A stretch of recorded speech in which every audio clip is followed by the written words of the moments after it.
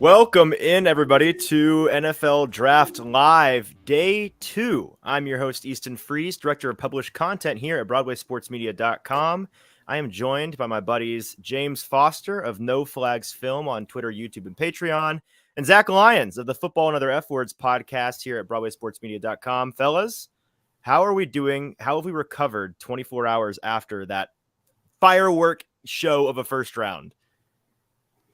I think I'm feeling pretty good. I'm feeling a lot better after the most recent news by Teron Davenport and John Glennon about the A.J. Brown contract negotiations.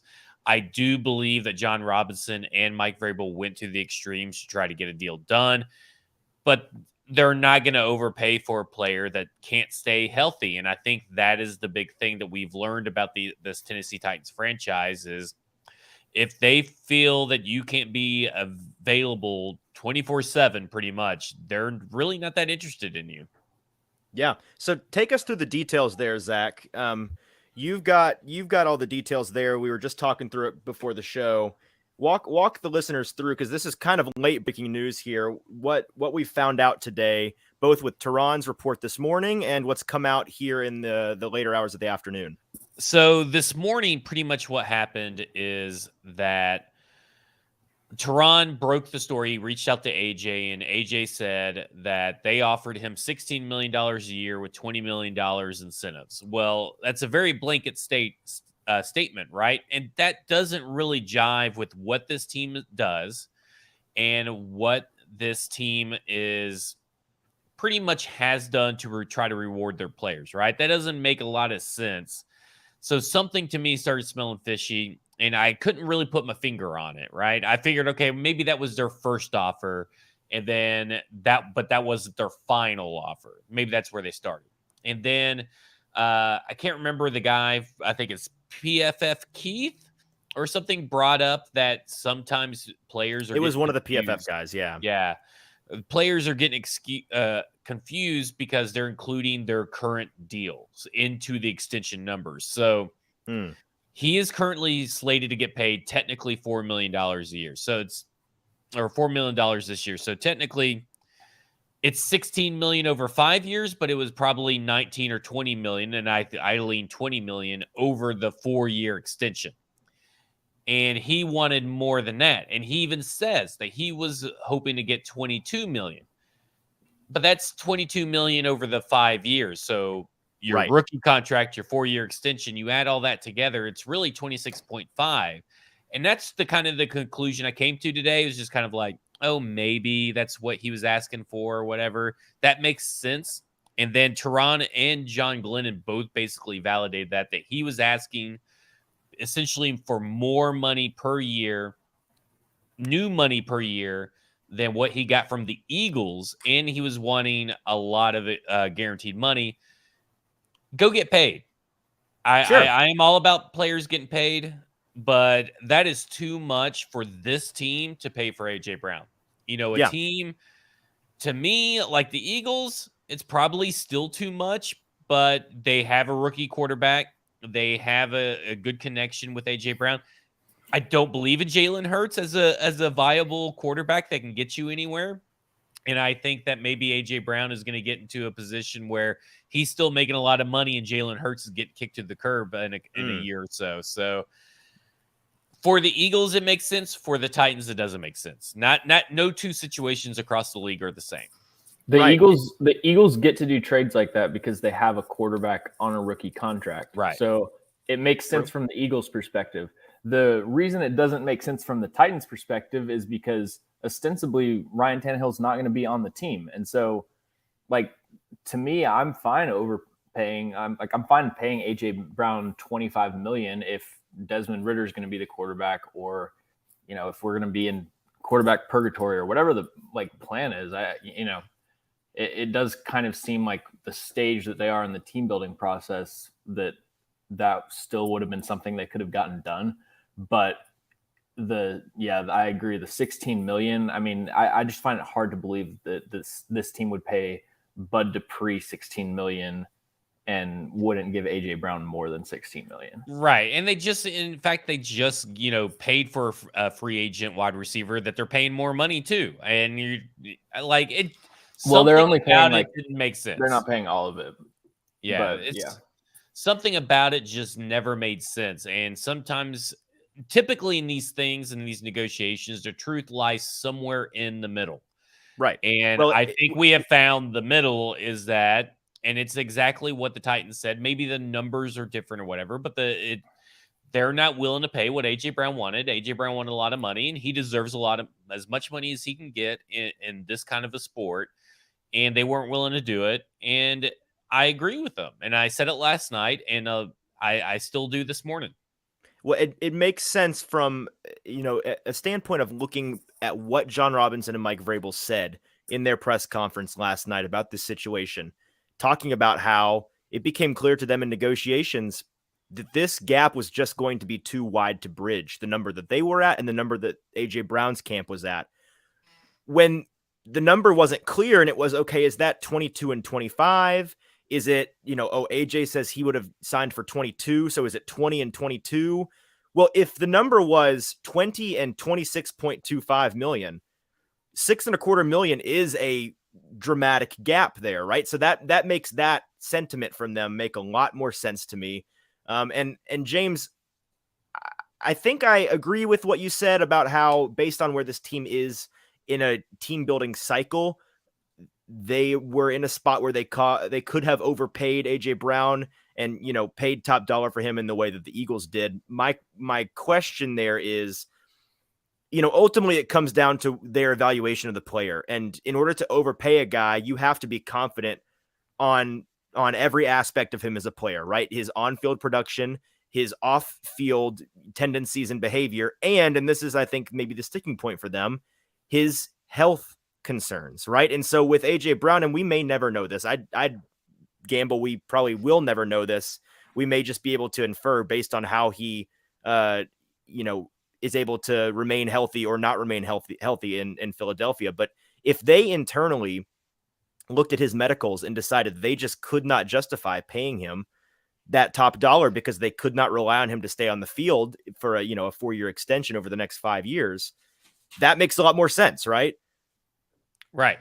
And I think medicals do fall into it because that's just how this team seems to operate. And when you look at all they went through last year, and I understand that the big running joke is, oh, well, they pay, they trade for, they sign these injured players and all that stuff. And that's great and everything. But when you're wanting the money that AJ Brown's wanting, and you just have to be at a certain point, you have to reconcile everything that goes with it. And you're talking about a young guy who had double knee surgery just a year ago. And I get it. He played through a lot of pain that year and he got 1,000 yards, barely over 1,000 yards. I mean, when we say 1,000-yard seasons for AJ Brown, we're talking barely 1,000 yards. And to me, that's pretty important to distinguish between someone like him and like Devontae Adams, who's getting like 1,200, 1,300, 1,400 yards. That's a lot of a difference. And that difference is because of his availability throughout the seasons. Right. Because if you look at, any like more advanced efficiency metric, like yards per route run, he's top 5 every year. EPA per target, like any of those metrics, he's like in the top 5. But then if you look at the raw counting stats, he's like top 12 because he misses 4 or 5 games. And if we accept the premise, which I think we should, that John Robinson and Mike Vrabel are not trying to self-sabotage their careers, which I think that's true that they're not trying to, then it makes sense that they would be willing to do whatever is realistic to keep AJ Brown. And so the fact that they had to trade him, that my initial reaction was just like, yeah, they're probably just at a point with the contracts that they can't get past.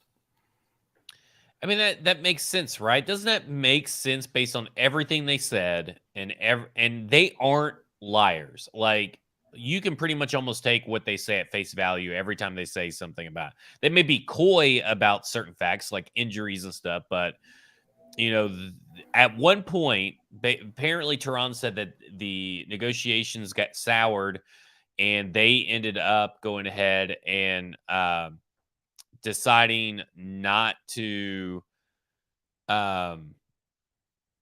basically they weren't going to be able to reach a number, and here comes the agents and all that kind of stuff, and they were like, if you're not going to do it, we need a trade. And things change. That's just how the NFL goes. Are you muted? I am. Sorry about that. Yeah. I'm sure we'll continue to talk about AJ for the rest of the evening sporadically, because it is such a massive cog in the wheel here for the Titans and how they look to build their team throughout the rest of this draft. The rest of the draft that they now have significantly more draft capital than they entered the draft with. We talked about this last night. They came in with 7 picks, only 2 in the top 90, a first and a third, and now they are sitting with a first-round pick already used on Treylon Burks. They have 9 remaining picks, so 10 total, 4 total in the top 90. They have 3 tonight, 1 in the second round, number 35, the third pick here in the second round, and then number 69 and number 90 in the third later on this evening. So they've got significantly more options higher up here in the draft than they had when they came in. We have got Tampa Bay, the Buccaneers, already on the clock with this first selection. The Titans, like I said, the third pick, so they are in the hole here. Let's just go ahead and briefly talk about what is your approach here at 35? What is your ideal maybe positional group, or do you have a specific guy in mind that you're eyeing for them to take? Well, I don't think quarterback's off the table. Now, for me, at this point, I'm okay with them passing on a quarterback. I saw a lot of takes today about, well, second-round quarterbacks are a bust. You never really want to invest in second-round quarterbacks. Well, there's a difference between this draft and almost every other draft that's been around, is that there was only one quarterback to go in the first round. That means that your second-round quarterbacks are of a higher caliber than what you normally get in the second round. Right. Usually second-round quarterbacks are second-flight quarterbacks, but these are first-flight quarterbacks in the second round, right? Yeah, pretty much. Basically, this is like Derek Carr, a bunch of Derek Carrs and a bunch of Andy Daltons. Does that move the needle for you? I don't know, but let's not discount that you can still find value in the second round with these quarterbacks. And I'm not saying that they should draft a quarterback, but I do think with the news today, to me, was Emily Proud saying that they did a top 30 visit with what am I saying? Desmond Ridder, and that wasn't even on anybody's radar. I knew that they would at a certain point. They would do a Desmond Ridder top 30 visit, but that it was only reported Malik Willis. So now that you got both of that, I don't think Malik Willis is the quarterback one. I would be ecstatic, but I would also be cautiously optimistic because this offense isn't made for Malik Willis currently. In my opinion, the best route to go, because they traded A.J. Brown, is I think they need to go Trey McBride or another pass catcher, whoever is the highest on their board. I would assume Trey McBride just from, how they act. So I'm thinking Trey McBride is the pick, and I think that's the safest pick to go. James, what would you do here at 35? Trey McBride would be a pretty big reach to me. Not as much based on like his own talent, just positional value. I would say receiver, Sky Moore would be my first choice. I was actually going back and looking at who was on the board for the Titans when they picked Treylon Burks, and Sky Moore was the only person that I would have taken over him. But Sky Moore, and then George Pickens is another guy that I don't know what the details of the off the field concerns are, but if they're okay with George Pickens. What's your evaluation there? Just purely talent. Do you still have Sky Moore over George Pickens? It's razor thin. And with receivers, when you get, like Sky Moore's my 30th overall player. George Pickens is 32. And when you get to receivers, and really any position where the margin is that thin, it like scheme will scheme will make up for whatever edge they might have, So yeah. Then the other guy that I would say, there's two other players that I would actually be okay with. Bernard Raymond. I've kind of warmed up to the idea of Bernard Raymond in the second round. I feel like I'm way more worried about the Titans tackle future than a lot of people. And then I would also say Arnold Ebiketie, just because he's my 14th overall player. You're getting a premium position that costs, a good edge rusher costs $16 million on the open market, and you're getting him on a rookie deal for 4 years. That's just a ton of value. And I know everybody loves the edge rotation, but I still think that they need somebody who can win more consistently as a pass rusher. And I think Arnold Ebiketie has really a well-rounded and high-end skill set. So I ran a poll today earlier about 7 hours ago, 490 votes asking what you all wanted to see happen at 35 tonight. 42% with a very thin 2% margin won out that poll, saying that they wanted to double down at wide receiver, take probably Pickens or more, or Christian Watson. And then only 17% said that you have to address offensive line. 1% went to other, replying in the comments. The remaining 40%, just 2% less than doubling down on receiver, said that they wanted the Titans to snag a quarterback right here. So it's very much the Titans wide receiver versus quarterback need Twitter.com battle that's been waged for the last 2 months is kind of coming to a head here after the carnage from last night.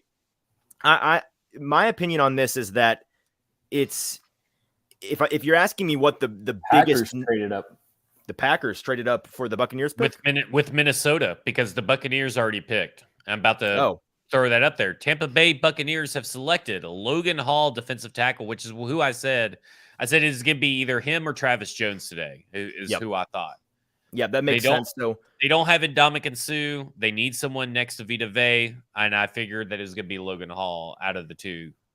So have the Vikings chosen to jump ahead of the Titans because of a perceived shared need? The perhaps? Packers have jumped ahead. Sorry, the Packers Vikings. Well, there you go. The Packers, they've got to be coming up for a receiver, right? I hope the Packers take Christian Watson off the board. That would be beautiful.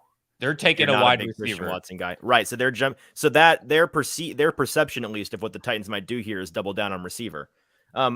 For me, it's what is the biggest need on this team? I think by far it's offensive line, both tackle and guard. Like they absolutely need to address that more than anything else. But in terms of who's available, when positional value wise on the board here, I'm still inclined to say double down on receiver here at 35, and then I would say go receiver with your first and second round pick, and then really seriously entertain go offensive line doubling up in the third round. Go get a Dylan Parham and a Zach Tom, or whoever Daniel Falele, whoever you like there in that third round, because having depth there.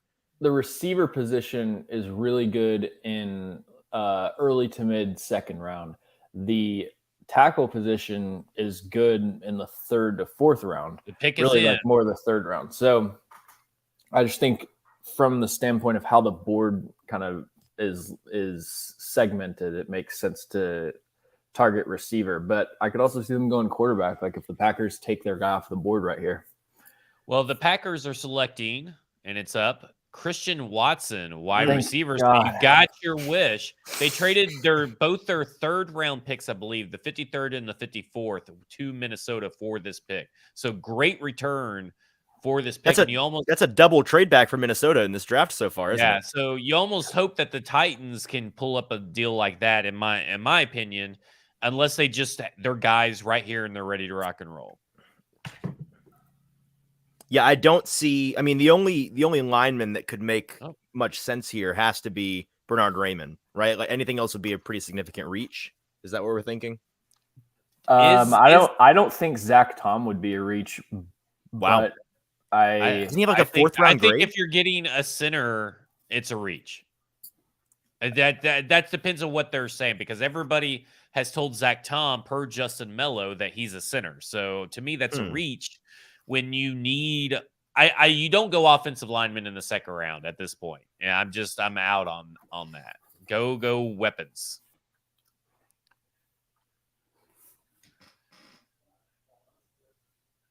My reaction to a quarterback would just be like so neutral. Yeah, I'd be pretty I've neutral. never felt less strong. Like people ask me, what would you think about Desmond Ridder? It's like, I mean, fine. It's in the second round. All right, let's call our shot here. Who's your prediction? I'm going to predict Desmond Ridder. Think so? Yeah. I will predict George Pickens. I'm gonna go somewhere different. I'm gonna predict Trey McBride, and I think we're all gonna be wrong. Ultimately. Yeah, watch it be Sky Moore or Malik Willis.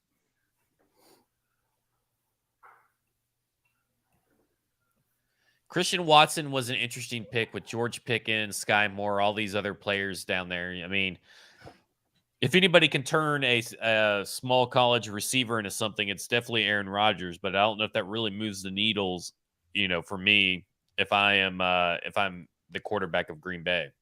Well, it makes sense that the Packers felt that they needed to jump the Titans to get Christian Watson because they both have very strict types in terms of drafting receivers.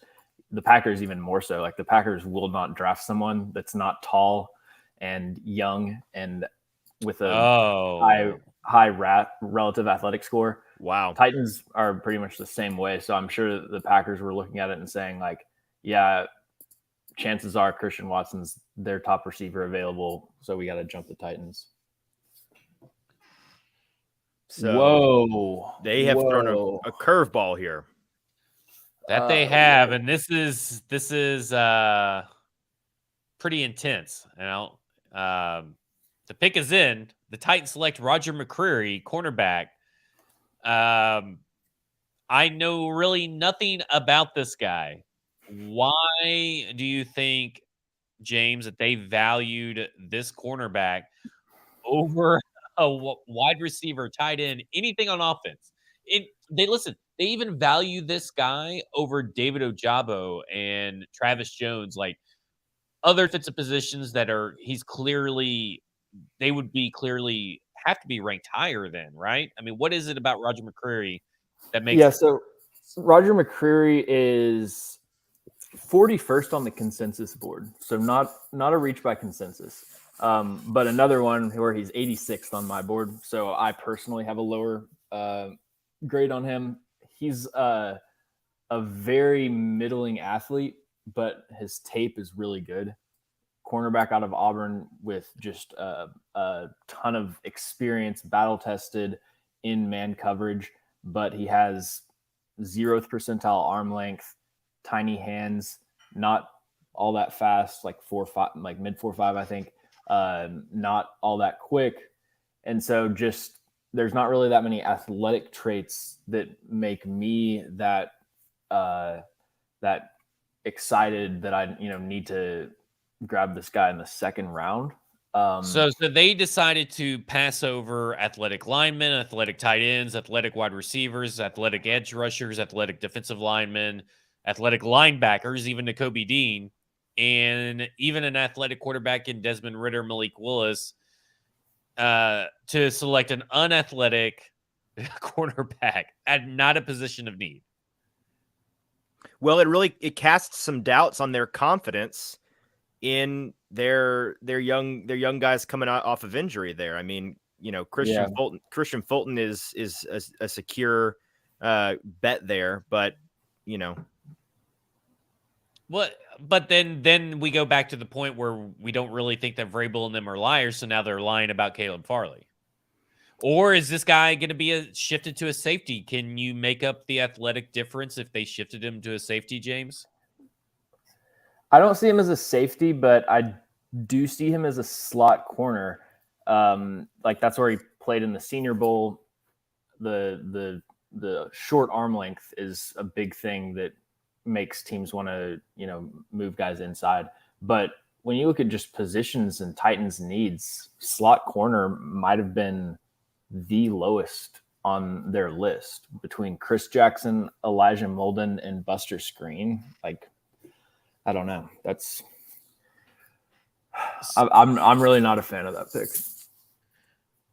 Well, I don't understand it because you're talking about a guy, like you said, he's 5'11", 190 pounds. He has, God dang, NFL throwing that up there.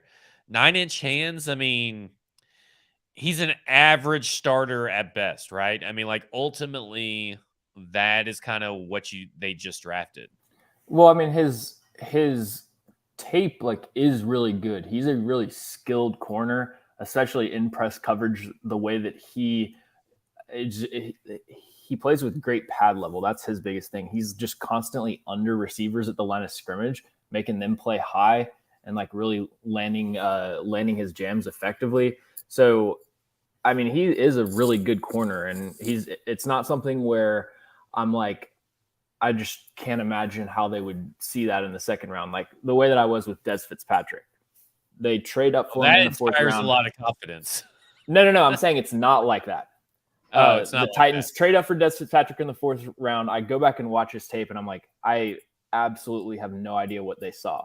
With this pick, even though I disagree with it, I see what they were going for. My biggest question is, like you mentioned, Easton, is like, do they not have confidence in Caleb Farley? I mean, well, sure. It raises that question, but it also raises the question of, like you said, this makes sense from in a vacuum with that pick, this prospect. It all checks out.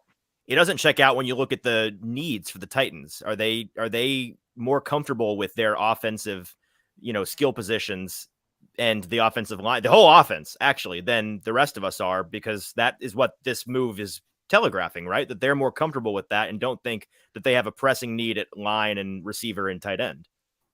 Well, the Jets just traded up and with the Giants, and they selected I'm shocked. Another shocking one. I'm just very shocked by it.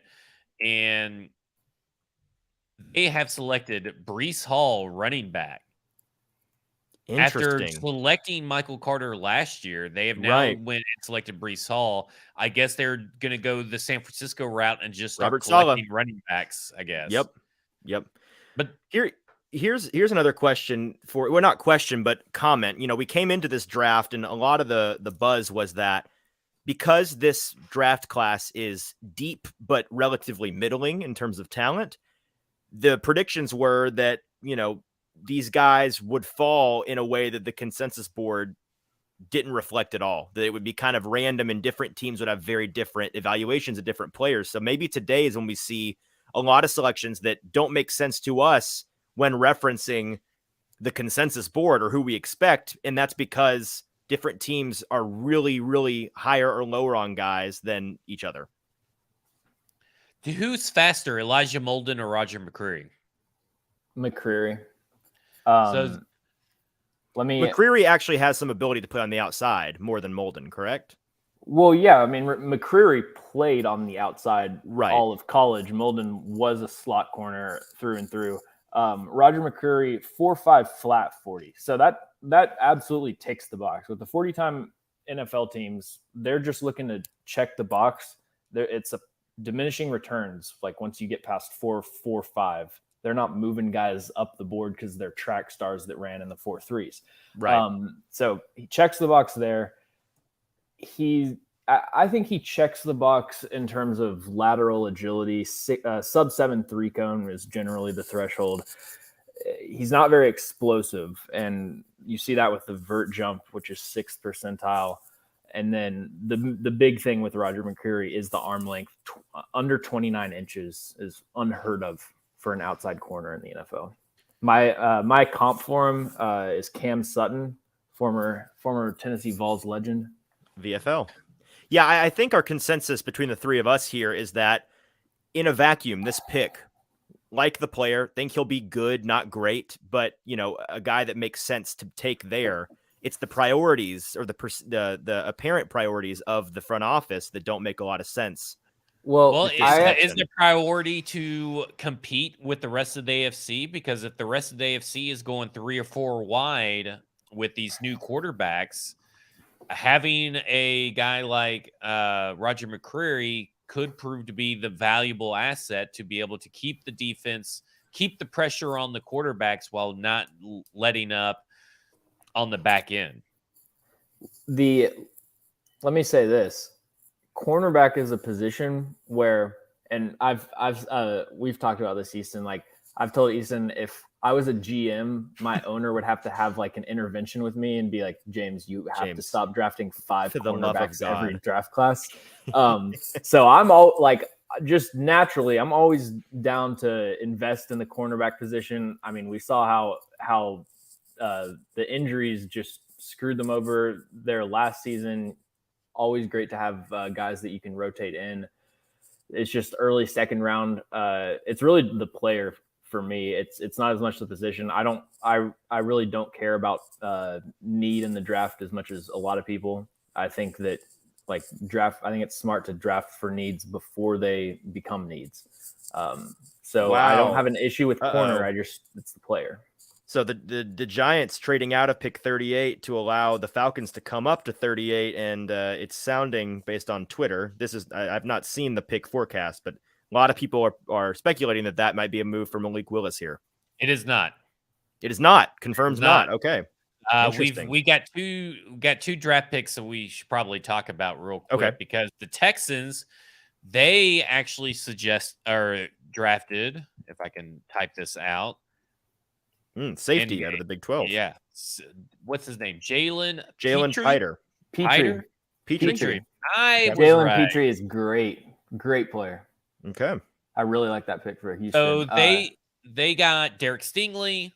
Now they got Jalen Petrie in the back. I mean, what did you like about Jalen Petrie? Okay, Jalen Petrie is a slot corner for Baylor. Projects as like a safety, kind of an overhang Sam linebacker type of player. The best run defending defensive back in this class. Really good coverage instincts in zone. Between Stingley and Jalen Petrie, I think they added 2 great young pieces to the secondary. Kenyon Green pick I was not a fan of, but first and third pick, excellent for the Houston Texans. Well, let's get to the Atlanta Falcons, who select Arnold Ebiketie. That's one of his guys right there. James loves Ebiketie. Yeah, so they traded up for him instead of trading up for one of the quarterbacks. So quarterbacks continue to fall. Not to be the told you so guy, because I'm not the person that originated this idea, but it's being vindicated, the idea that this QB class, the NFL agrees, not in on it. That was kind of forecast a little bit with the run on different quarterbacks in free agency, guys being shuffled around that were kind of head scratching, the Marcus Mariotas of the world going to Atlanta as opposed to them wanting to look for one in the draft. And here we are, a couple of picks into the second round, and we still have almost the entire quarterback class sitting there for grabs. Yeah, it's kind of crazy. I'm a little surprised that Atlanta and Seattle, they haven't traded up. Now, Seattle's about to be on the board with 2 back-to-back picks. So they obviously didn't even have to trade up, because Atlanta trading up took them, out of the running, because now the Atlanta Falcons, they traded picks 43 and 114 to get 38. So they still got another second-round pick coming their way, because they already had 2. So they could obviously still get one. Can I say one quick thing about the McCreary pick? I would have loved that pick in the 3rd round if the Titans didn't already have Elijah Molden. So yeah, that's kind of where I am, I think. Interesting. It's just not good value at the pick that they're at, unless Caleb Farley is a bust, which is a bigger indictment on draft strategy for John Robinson. I just don't see that being part of the calculus. I mean, it was just the other day when they were speaking about him and how he's light years ahead in the meeting rooms and how he's progressing well and physically from his injury. Like, that would be the biggest bold-faced lie they've ever told as a front office. Well, that's the thing is also let me say this just real quick. It's a very tone deaf, bad optic kind of thing too. So it's not just a bad. They pick clearly from don't care about optics in the front office. We've established that. It's not only just a bad pick in terms of value in relation to team needs, but it's also just a bad pick in terms of the outside looking in. Your fan base is looking at you after trading away AJ Brown and just drafting one wide receiver, and now you're looking at this. You have obviously glaring needs on offense, and you get a defensive player. Andrew Booth Jr. and Kyler Gordon are still available, right? Yeah, both of them are still available. Andrew Booth apparently has injury concerns. Yeah, okay, I get it with Andrew Booth, but Kyler Gordon, someone who played on the outside, could play in the slot in the sense of like he has that positional versatility. With McCreary, he might have to get moved, or probably will have to get moved into the slot. Man, yeah. Now that I think about Kyler Gordon still being available, that kind of makes the pick a lot worse. Is this recency bias to say that it's felt like there's been a lot more moving and shaking with trades this year so far in the draft than in past years? No, I think there has been. I mean, it feels even like leading it, doesn't up it? to it. Yeah. Yeah. The Seattle Seahawks are about to be on the clock. And so you have to think with 2 back-to-back picks, one of them's got to be one of the quarterbacks, right? Right? The Jets, yes, I agree. The Jets just tweeted that they have 2 guys named Michael Carter on their roster. They've got 2 Wilsons, and now they have a Breece Hall and a Bryce Hall. So I think they're just trying to confuse fans and or allow fans to buy jerseys, back to our jersey conversation from yesterday, buy jerseys for guys with double names and just hope one stays on the roster. Yeah. Oh, man. I mean, it's kind of this. It's an uninspiring. Would you say this is an uninspiring draft for the Tennessee Titans, or is it just a confusing draft? What word or adjective would you use to describe it? I would call it a perspective shifting draft. I think that they're making their view of this team known, and I think their view of this team is clearly very different than what the public's perception of this team is. In what way? Because my takeaway is that I can't really pin down how they view themselves as a team. I don't know how close they think they are to being contenders. I don't know how close they think they are to needing to rebuild. So that's what I said about the AJ Brown trade is I just don't know what lens to view their moves through. I think that they are seeing this roster in this year as an opportunity to not rebuild, but pivot. And a full rebuild is when you just go in the tank, right? Teams that pivot, I think, tend to identify their downward trajectory a year or 2 in advance, and they don't sell out and just go into tank mode, but they acknowledge we're not going all out this year. We are going to try to win, but we're also not going to have blinders on for this next year. So unlike last year, where a lot of their offseason moves, to me, forecast that they see this as an all-in year. We have blinders on for the 2021 season, and then things went the way that they did. I think that this year, they still view themselves as a competitor, but based on this team, this roster, money and health and the rest of the AFC around them and how it's changed so dramatically in the last couple of months, they are looking at this team with the next couple of years in mind. I feel like if that's the case, like it's tough for me to reconcile. I agree that they're looking at, but why is their vision of the future so defensive heavy and not enough offensive heavy? Because at this point, your offensive line is really aging. You have no weapons besides, Treylon Burks, which you don't know what he's actually going to be, and Robert Woods, and you don't know what he's going to be coming back from injury, and Austin Hooper. That's your top 3. It seems to me that offense was clearly and Derrick Henry, but passing weapons. Passing weapons, but also Derrick Henry in the sense that is he there's a question mark there next year? Sure. Let's be honest here. To me, this does not scream. You're right. They have a definite different viewpoint of what they are as a team. And obviously that goes back to what I was saying last night. They just don't care about offense. It's run the ball, don't turn the ball over, play great defense. That is what we're in for. I don't know why we try to talk ourselves into anything other than that, even with the addition of Tim Kelly. This team is hold on to the ball for as long as they can and win games, 12-6. Here's the other problem with the McCreary pick is that what's the route, what's the path for him seeing the field? Because you don't want to over prioritize need as far as just act like you're at the grocery store checking off your shopping list, but you want guys to have a realistic path to the field as a rookie. Right. And outside of injuries, I don't see that really for Roger McCreary. Well, maybe they'll do what they did with the last second-round pick and completely change his position, fuck everything up for this rookie player, and delay his progression to see the field. That seems to be what they want to do. Just in time for a breakout in their fourth year of their rookie deal. Yeah. And then he'll get traded years, or just he'll get 4 years, $55 million to sign with Chicago, and then he'll suck. Speaking of Chicago, they're on the the clock. Chicago Bears. Their pick is in, and they select Kyler Gordon, cornerback.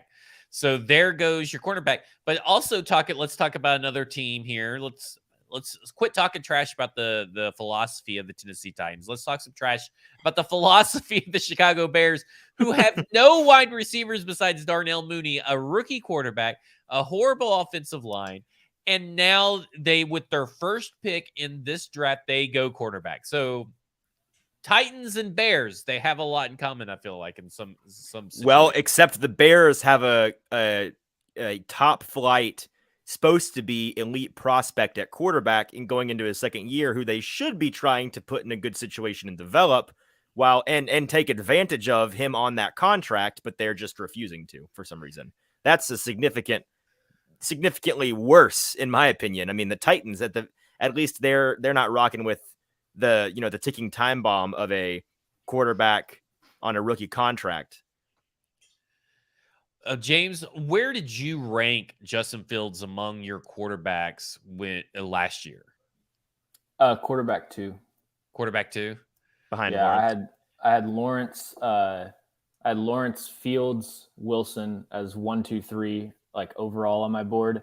And then I think I had Mac Jones at like 10 and Trey Lance at 11. I think. I wish that this year I was super organized and like standardized as far as the grading system, and I took it seriously because I was kind of publicly putting my grades out there. Last year I was just grading players that I watched just for fun, so it was a lot more informal. I had issues with Justin Fields because everybody started course correcting and overcorrecting the stuff that was wrong with him, because then everybody started talking about stuff that he did wrong, and then everybody got up in arms about it because he is Justin Fields or whatever, and then everybody course corrected and forgot everything that he did wrong. And I understand. I think that Justin Fields as number 2 makes sense. But it always felt like he was going to be like most rookies, but he most importantly needed to go to somewhere that was going to be able to take care of him. And he goes to Matt Nagy and the Chicago Bears, which I knew was going to be a buzz. They go on and get a defensive head coach, and now they get a defensive player with their first pick in the draft, and they've done nothing in the offseason. They're going through a rebuild mode on year 2 with a rookie, but it's not a rebuild, it's a tear down. And the rebuild mode starts next offseason is kind of what it feels like. So I feel like I feel bad for Justin Fields, but this was what's going to happen when you're drafted by a bad team. I had the exact same experience with Justin Fields, where my evaluation of him remained almost perfectly constant throughout the entire season or throughout the entire draft process. But the narrative around him just was a pendulum swinging. And so it was like every week I was high or low on Justin Fields because people just kept course correcting, like you said.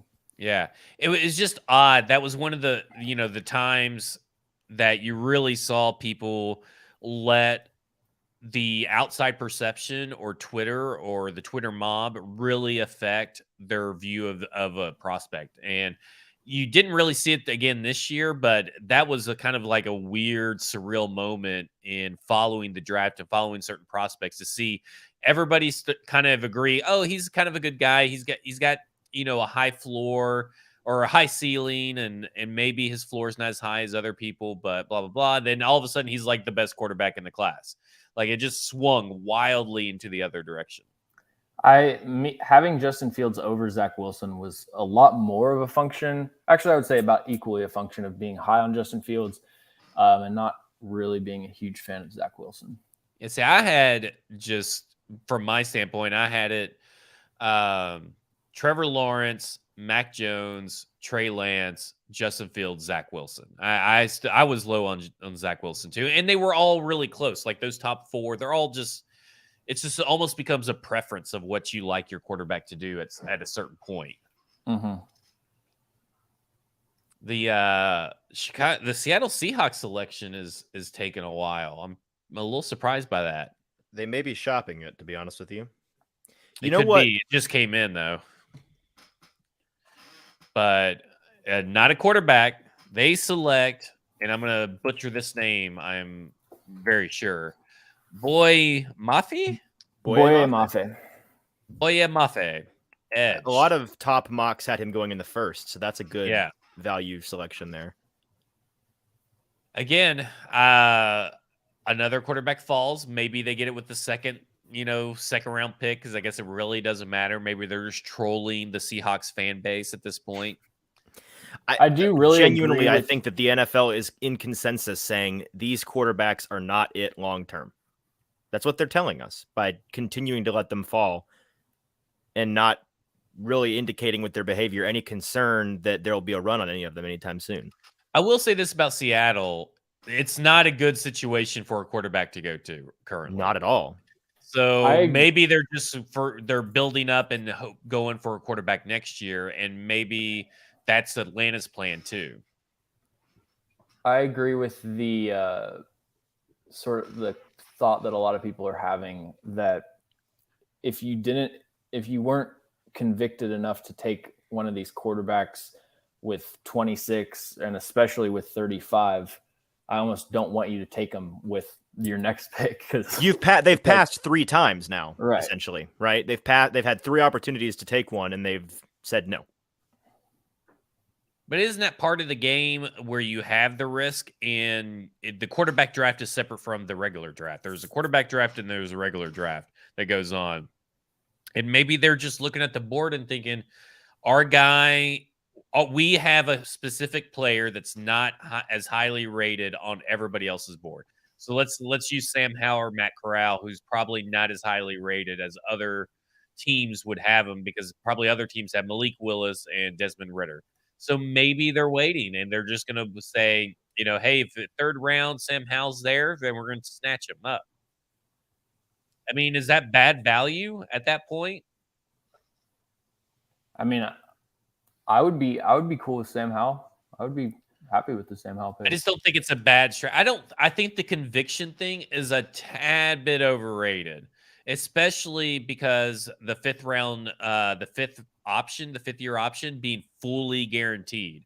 Right. So that, I think now the conviction thing is a little bit on its head, and I think it's a little overrated. The thought that came to mind for me that is kind of a scary one, the Titans' clear, lack of urgency with their offensive situation, which is what that pick tells us, that they are not super concerned about a position on their offense at that selection. What came to mind first for me was, does John Robinson and or Mike Vrabel genuinely think that Des Fitzpatrick is going to be an element for this team this year? And I don't know the answer to that. I mean, in the chat here, the Biohazard 945 brought that up. He said, honest question, does J-Rob think Dez is going to break out in 22? And I want to say no, but they have made some positive comments on him in this offseason, and they did move up for him, indicating that he was one of their guys. So Brad I don't think it's out of the Hester realm of possibility. Brad Hester makes a good point. It's not just the fifth being fully guaranteed. It means we get 3 years to fully evaluate a quarterback before paying $50 million a year. Yeah, I mean, but you're going to have to pay that either way. Even if you do the 5th-year option, guess what he's going to want to have? And he's really good. He's still going to want the $50 million a year. So, I mean, the 5th-year option is kind of it's just a moot point. You know what I was thinking? So it's funny how our perception of a player for the entire offseason is so influenced by the last game that we saw of them. And I was kind of worried after that Week 18 game against the Texans that this fan base was going to really start to overrate Nick Westbrook-Akina because he had a few nice catches. And like, I'm an Indiana fan, so love Nick Westbrook, but as someone that watches and charts all of that dude's routes, like, he doesn't create separation very well. And so it is kind of like a blessing in disguise almost that he was involved in the final interception of the Bengals game. And so now people are a little bit more realistic and like less comfortable with him at wide receiver 3. So we have to talk about this pick that the Seahawks just made because they select Kenneth Walker, a running back. They have Chris That is Carson. such a Seahawks move, Is man. it not? I mean, That's I talked about Seahawks it last thing. night. I talked about last night how they are such a bad drafting team. They And by just signed Seahawks, Rashad I Penny mean Pete way Carroll. more money than they should have, right? That's a Pete Carroll thing. They signed Rashad Penny for way much more money than they should have. They still have Chris Carson, and now they just signed or drafted Kenneth Walker. What are they doing up there? That makes no sense from a standpoint for this team. I could not do this, like talk about the Seahawks if I was covering the Seahawks, because I would just turn into the most insufferable, like, PFF dude that's just constantly talking about positional value and complaining about running backs. But I mean, right. Condolences to Ben Baldwin and their Mina Kimes. understanding of how to invest, how to distribute your investments for an NFL roster is they're on a different wavelength. I'll say that. It's wild. And I think that when you really look at it, I don't understand what they're doing. I don't understand why Pete Carroll, who had Russell Wilson, is now, I mean, just so, even with Russell Wilson, he's been so terrified to pass the ball. He doesn't have a defense to do that with. Like, the Titans have a defense where you can rely on the run game. The Seahawks do not have that defense. They, I think Ben Baldwin tweeted out a quote a couple weeks ago where it was someone closely involved with the Seahawks talking about how their philosophy, they want to run the ball. They want to run the ball on first and second down, punt the ball, get good field position. And it was just so wild to me that a part of your ideal plan would be punting the ball. I just can't imagine having that kind of philosophy. Yeah, it is absolutely wild. And the Indianapolis Colts are on the clock. They, according to my TV, they haven't made the pick yet. But there you go. The Vikings just trade with the Colts. So the Vikings have traded up with the Colts, and the Colts will forgo making one right now. Kind of wild that they are just, deciding trade back with the Vikings. They're just deciding, we maybe will make a pick, maybe we won't. The Colts are just kind of like, this draft, whatever. The further we get into this second round, the more and more it feels like NFL GMs have their guys, and then the rest of the draft class, everybody's like, anybody want this pick? And there's so much trading back going on. I think a number of these teams are just really not crazy about the positional value, at the very least, of these guys at these top rounds. The Vikings could be a dark horse candidate for Malik Willis at this point, because I heard earlier today that they were kind of being talked about as a team that could select a quarterback and could surprise people, but maybe they didn't want to draft him, right at that top of the second round. They just wanted to see what was going to happen. So they traded back, got some extra picks. Now they have an opportunity to trade up and get someone. So maybe it's a quarterback, but we'll see. Yeah, I'd be kind of surprised based on the rapport that their new coach has with Kirk Cousins, and he comes from that group of coaches in the league that for some reason are just huge Kirk Cousins guys. Him and McVay and those guys that were there in Washington with him. It kind of sounds like, and they did extend him and give him, a good deal of guaranteed money. And Cousins, for all of his ceiling, which is lower than you'd like, he had a good year last year, and he's better than his reputation is, in my opinion. He just is a really limited quarterback and is always going to be in the 10 to 15 range of, top 10, top 15 guys. He does not break that top 10 ceiling, but his floor, he's rarely awful unless it's a primetime game, I suppose. Yeah. So the Vikings, after trading up with the Colts, they are selecting Andrew Booth, cornerback. So that makes sense why they would trade up, because they lost out on Derek Stingley, Sauce Gardner, a few others after trading back. That's been their major need this whole time for sure. Primary need was that secondary, and they got a guy that probably not their first, second, or third pick, but they seem to be comfortable with. Yeah, I like Andrew Booth. I could have seen Andrew Booth being selected over Roger McCreary, but I guess they just like the physicality of McCreary over Booth itself. The Tennessee Titans do. So the Giants are back on the clock, so it'll be interesting to see now that they've traded back twice now, if I'm not mistaken. So it'll be interesting to see what they do with this pick. Are they a team that could look at potentially going quarterback? Daniel Jones, 5th-year option, not picked up yesterday. They also could go receiver here. They could, if they like Pickens or Sky Moore with the Kadarius Toney situation, that wouldn't shock me either.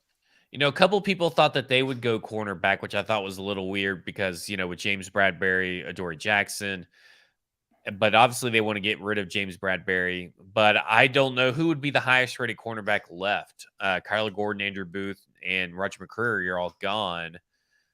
Would that be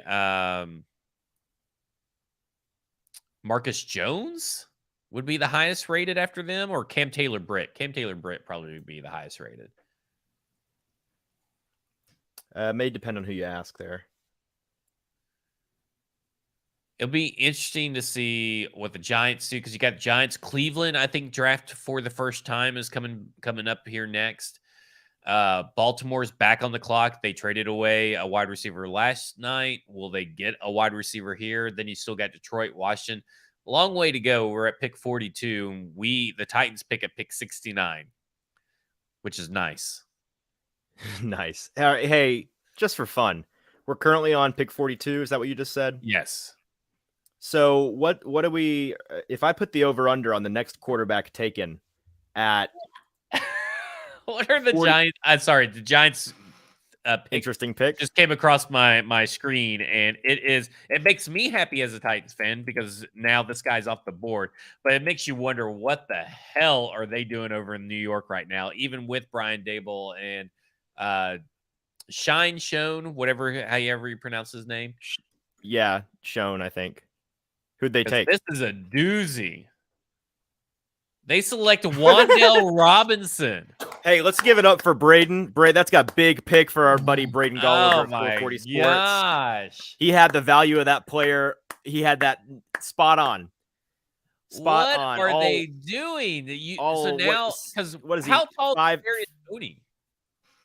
Right. I mean, isn't Wan'Dale 5'9", 175, something like that? Oh no, he's 5'7", if I'm not mistaken. Oh, and 175. He's 5'7" or 5'8". And a 4'3", 40, something like that. Darius is 6, apparently. Okay.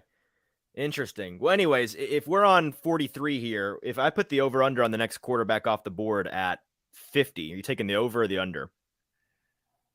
I'm looking at it. I'm taking the over. It'll be over 50. The only team I see under 50, the Lions could, right? The Lions and the Saints. Or the Saints make it in under that? They do, a 49, yeah. We got an under. We got an over. I mean, apparently last night Baltimore pissed off Lamar Jackson, who won't sign his new contract so far. So maybe they go rogue and take Malik Willis and hope they can do Lamar Jackson 2.0? Hey, maybe if they do take quarterback, Titans should be trying to trade for Lamar Jackson. They should be doing something for that. This is a wild pick.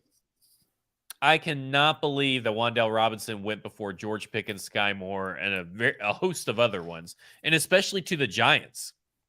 Right, Calvin Austin. I mean, that is a wild pick. I'm trying to think of what other wide receivers I like better than him. It's a long list. John Mechie I like better than him. Calvin Austin late, and I think Wan'Dale Robinson had kind of primed me negatively for Calvin Austin because I was just so underwhelmed by Wan'Dale. Body type. And just I'm just so out on the whole like gadget player kind of shtick. It just doesn't work. Every year there's like 5 guys that it's imagine if Sean McVay got his hands on this guy, and then they get 1 kick return touchdown in their career. So yeah, I was kind of like primed to not really like Calvin Austin, but man, he's good. Yeah, I prefer Sky Moore, John Mechie, George Pickens. I like Alec Pierce more than most. I like Jalen Tolbert probably better than Wan'Dale. Yikes. Yeah, there's a ton of wide receivers I like more than Wan'Dale. I mean, you have been famously anti-Wan'Dale this whole it's cycle. just historically not going to work out for him. Like he would be the unicorn, the outlier. Yeah. Mm-hmm. Lance Moore was the outlier previously, and he went undrafted. So are you really getting good value out of Wan'Dale? And I have to say the same about Calvin Austin, even though I think Calvin Austin out of the two would have the better chance to buck the trend because he is the more physical of the two. He has played majority of his time has been on the outside. He's not. He wasn't a slot only in college. Wan'Dale was slot only in college. I don't know if that really translates well to being slot only in the NFL. I agree. I don't think that really changes the evaluation for Calvin Austin because I think he's an outside, I think he's a slot receiver. In the NFL. But yeah, when you're going to be undersized, Mike Renner said a really insightful quote the other day. It was like, if there's a lot of limited athletes in the NFL, but there's not a lot of small limited athletes. It's like you can be undersized, but you've got to have those elite athletic traits, the speed, agility, all that to make up for the size limitations that you're going to have. He's just going to have an incredibly small catch radius because arm length under 28 inches. Again, 0th percentile. These the T-Rexes are going flying off the board in this draft, I guess. It's kind of crazy. I'm going to take a quick break. Do we all three want to take a quick break? Yeah, let's step away for a couple of minutes and we'll be back here in a pick or two. All right. Let me put this up. We'll be back soon, everybody. Wan'Dale Robinson was my 22nd ranked receiver.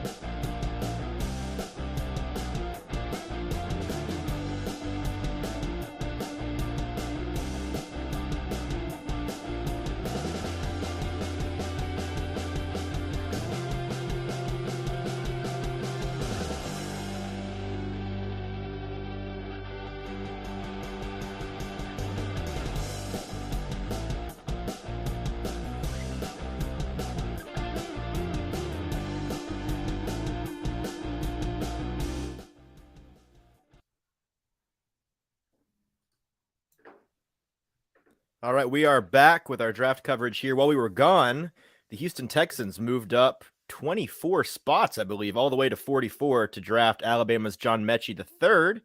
He is a wide receiver that is coming off of an ACL injury, if I'm not mistaken, but he had a really nice season for Alabama, a passing attack that in recent years has not failed to be impressive each and every year. Let's go to our resident Alabama expert here, Zach Lyons. Zach, tell me a little bit about John Mechie and what you liked about him this past season before he got injured. In my opinion, I think he's the most technically sound and route diverse wide receiver in the draft, and he's also a willing blocker and everything. He's not the super speedy guy, even though he has NFL quality speed. They're not getting Hollywood Brown speed, but that is a really good pick for the Texans. And in my mind, I'm thinking, man, I really hope that these guys can get physical, because Mechie, the defensive backs for the Tennessee Titans, because Mechie's a physical wide receiver and he's not going to shy away from contact. I like Mechie. I know a lot of the mock draft machines, the algorithms had him going in the third round, but I thought he was a second round wide receiver. And if he wouldn't have torn his ACL, he probably would have gone in the first round. James, I want to get your opinion on Mechie as well, but I want you to follow that up with your opinion on the guy that the Ravens just took after the Texans. They, they're not getting any Hollywood Brown speed anymore either, because they traded him away yesterday. And I just confused the Texans drafting and the Ravens, by the way, for John Mechie. Right, I saw it on the screen. Right, so they didn't end up going receiver here in the second round. They went with another injured player, David Ojabo, guy who was going to be a first-round pick, perhaps, but then had an injury in his pro day. So tell me about both Mechie and Ojabo, James. You're muted, I believe.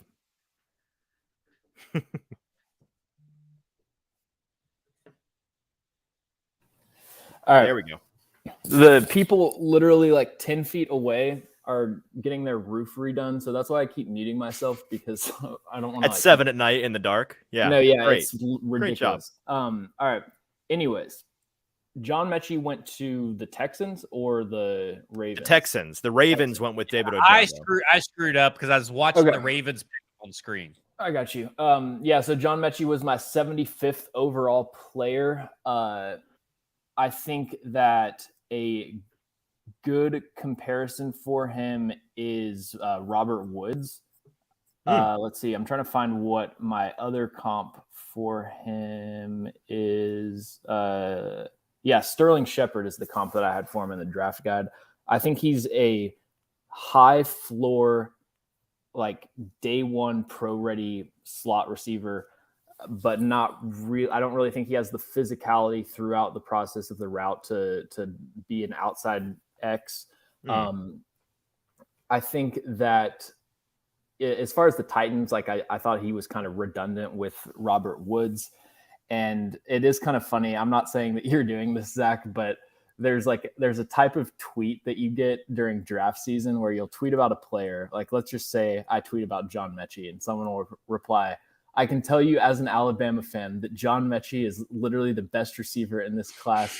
And I believe that he's like, it's like, wow, really? As an Alabama fan, I know you wouldn't lie. Yeah, let me be clear. He is not the best wide receiver in the class. I just think he's the best route technician in the class. David Ojabo was a difficult player to grade and rank before his Achilles. I had him kind of right at that early second, late first. He was fluctuating between those two grades. And then when he tore his Achilles, I basically just docked a round grade. He's billed as this freak athlete, which he is really athletic, but he's not like Montez Sweat or Myles Garrett or, any of these elite athletes. He's just, I would say, an above average, or not above average. He's a great athlete, but he's not like generational. He was getting talked about, top 10, top 5 type of player. I didn't see that. He's very new to the position and to football in general. And, Michigan has a good track record of producing edge rushers that are new to the position and that didn't have a lot of experience prior. So yeah, I mean, I for the Ravens, I think it's very rare that I will criticize the Ravens taking an edge rusher because they just have such a good track record of developing these guys at all different parts of the draft, whether it's really traitsy guys, whether it's kind of high floor, hustle, pocket pusher type of guys. They have a really good process of development there. So I like that pick for Baltimore, I think, more so than I would for another team. Well, we got to talk about this because the Lions traded up to get, I believe, again. I think they traded up again, if I'm not mistaken. Or maybe this was part of their original Minnesota trade back. But they selected Josh Paschal from Kentucky, another edge rusher, to go with Aiden Hutchinson, who they drafted second overall. They're really trying to attack Aaron Rodgers at this point, right? I mean, like, this is all to try to get Aaron Rodgers on the ground.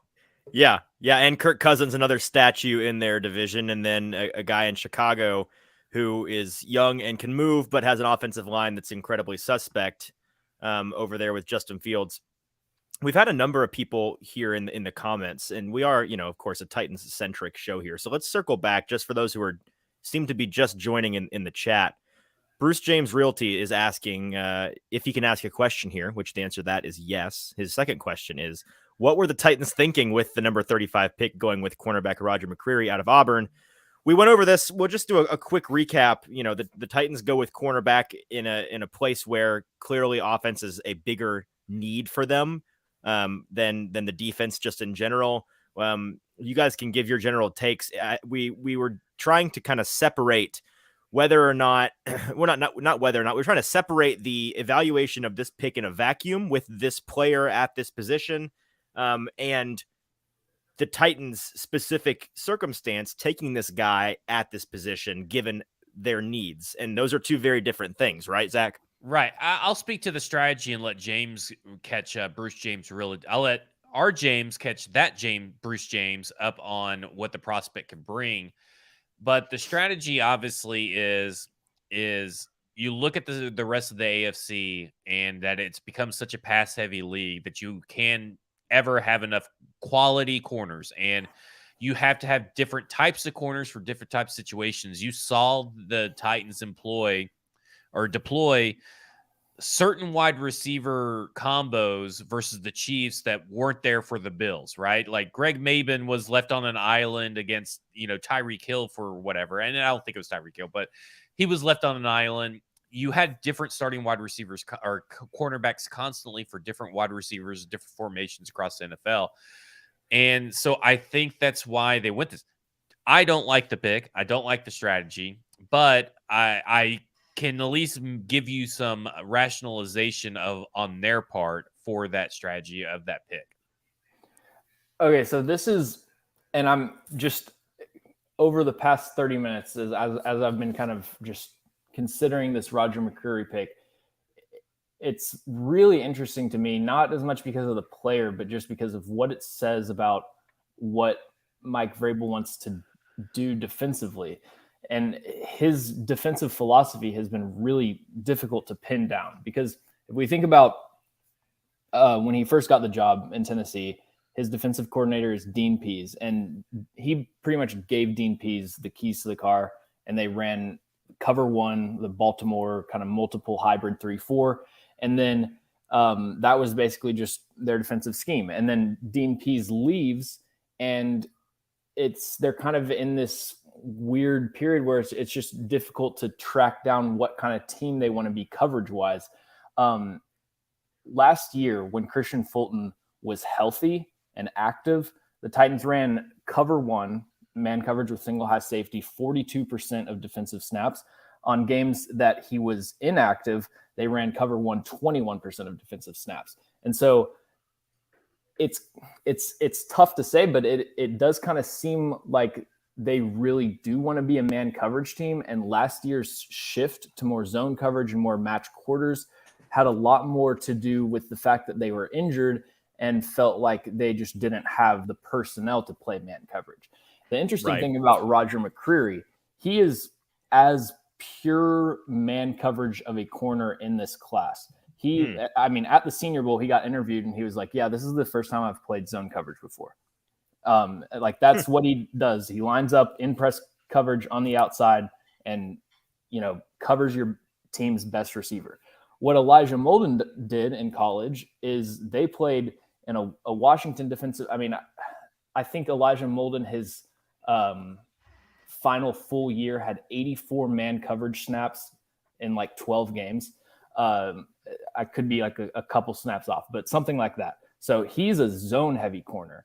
And so they're two completely different skill sets for a slot corner. They're both pretty underwhelming athletes. Blaine Kelly on Twitter had what is kind of my thought. And he said, I personally think that we aren't going to pay Hooker. We're going to move Molden to strong safety and have McCreary play slot. I really could see that being, I think that's kind of what I'm going with. That's what their philosophy is that Hooker is going to be a guy that might walk next year. And so Molden would step into safety. McCreary takes the Molden spot. That's interesting. And also interesting is Washington selects Phildarian Mathis, defensive tackle. Travis Jones still out there. He's falling. And can you tell me as an Alabama fan that Phildarian Mathis is the hardest the best D tackle in this draft? No, I'm not saying anything about Phildarian Mathis. I don't get the pick because they have a good defensive line. I think they could have gone to another route with them. I find it very odd. I wouldn't select him over Travis Jones, who's still on the board, and I wouldn't have selected him over Logan Hall. He may still be a couple of spots down on the defensive line list, but for me, I am pretty shocked by this pick. That I think, unless I'm totally blanking on something, I think that drafting Phildarian Mathis over Travis Jones is the biggest just within a position, reach, as far as they should have taken another guy. In contention would be taking Roger McCreary over Kyler Gordon. Well, in contention, let's talk about Chicago selecting a safety with their second round pick. So again, ignoring the offense, and I would have to say that they're probably having, so far, they just started tonight, but one of the worst drafts in the NFL, because it makes no sense that they're other than the fact that they have a defensive head coach who is now it just feels like you're setting yourselves up for failure. I just don't see how this is going to work out for the Bears in the long run. I kind of respect it. If I'm a Bears fan, I'm rioting right now, but I respect the meme that the Bears are just leaning into that defense. They went and they got their new head coach from the Colts, defensive coordinator, whose name is totally escaping my mind right now. Matt Eberflus. Yeah, Matt Eberflus. Yeah, so, he's going in there and just saying, I'm a defensive guy. Let's get some defensive guys in here. Clearly, he does not care at all about his young receiver or young quarterback. And, he has the right to do that. It's not his guy. He didn't draft Justin Fields. So that could become a contentious thing if they continue to ignore him and not set him up for success. He may not be very long for Chicago. Obviously, if I was making the decisions, my first priority for the Bears would be building around Justin Fields. It doesn't surprise me, though, that someone like Matt Eberflus, with that defensive background, walked in, took one look around, and was like, "Yeah, I need better defensive backs." I can absolutely just imagine that thought process playing out. Every Bears pick so far has been the Mike Tomlin "we do not care" meme, right? Right. No, and it's funny because obviously I agree with the criticisms of what positions they're attacking, but the players I really like. Jaquan Brisker is a really good player. I think him being in a defensive scheme like Matt Eberflus's, where they run a lot of cover 2, I think that's really the best scheme fit for him. The only time I really saw him struggle is when he would be in these quarter situations where he was coming from the slot or from the box and then having to bail deep. He's a little bit stiff trying to change directions vertically, but if he can just play top down in cover 2, I think he can be really successful. Well, the Saints are on the board. So do we think that they are going to draft Malik Willis? They passed on Malik Willis in the first round. They picked up Chris Olave and Trevor Penning. Will they finally take a quarterback? I've not had a gut feeling that any of these quarterbacks are going to go yet in the second round. This one feels like Willis to me. I mean, I would think that Willis would be there. I could see them going for Sam Howell because I think a lot of people have said, not a lot. I've seen a few people say that Sam Howell has a little bit of Drew Brees to his game. I don't personally see it. I personally don't see it, but that's what a few people have said. They're short and white. What are the other ones? That's kind of how I feel about the Baker Mayfield situation. Are we aware of Sam Howell's follicular situation? Is he balding? Is that maybe a third? Maybe he has a birthmark or something. I feel the same way though about the Baker Mayfield comps. I don't see the Baker. I see in Sam Howell someone more so like Russell Wilson in my opinion, in the way that he plays. Not necessarily that he's going to be Russell Wilson, but I think that you're talking about a guy that can just basically make any throw that you want, he's making it. For me, so my comp for both Sam Howell and Matt Corral, it's the only time I recycled a comp in my draft guide, but it's a fast Baker Mayfield. And the kind of main point for both of those comps, in Sam Howell's case, and especially in Matt Corral's case, is that it's like they have a really strong arm, but every throw is one speed. Like there's no touch. Matt Corral, like a 10-yard blaze out, it's a laser, beaming him in the head. It's he can't really like loft it and right. Change. It's what Kaepernick dealt with quite a bit. It's what like a guy like Josh Allen dealt with early on. Big arm guys just can't put any touch on the ball. My favorite part about the fact that you used that comp twice and it's the only thing you recycled in your draft guide, James, is that you inadvertently got around to calling Baker Mayfield slow twice in your draft guide. Oh my guys. What have the Saints done? Guys. What do we got here? The Saints select Alontae Taylor. Ooh, that's a little reach down the board. That is a reach in my mind, but I'm also looking at it thinking, how bad do these quarterbacks interview? I mean, the tape isn't that horrible that these teams couldn't take a flyer on them, but this is really wild. Let me ask you this, Zach. You sparked a question for me there. You said that the tape on these guys isn't that horrible, and I tend to agree. It's not horrible. A lot of these guys equate to like, oh yeah, it could be like a fast Baker Mayfield, could be like an Alex Smith in his prime. Like they could be suitable, solid guys.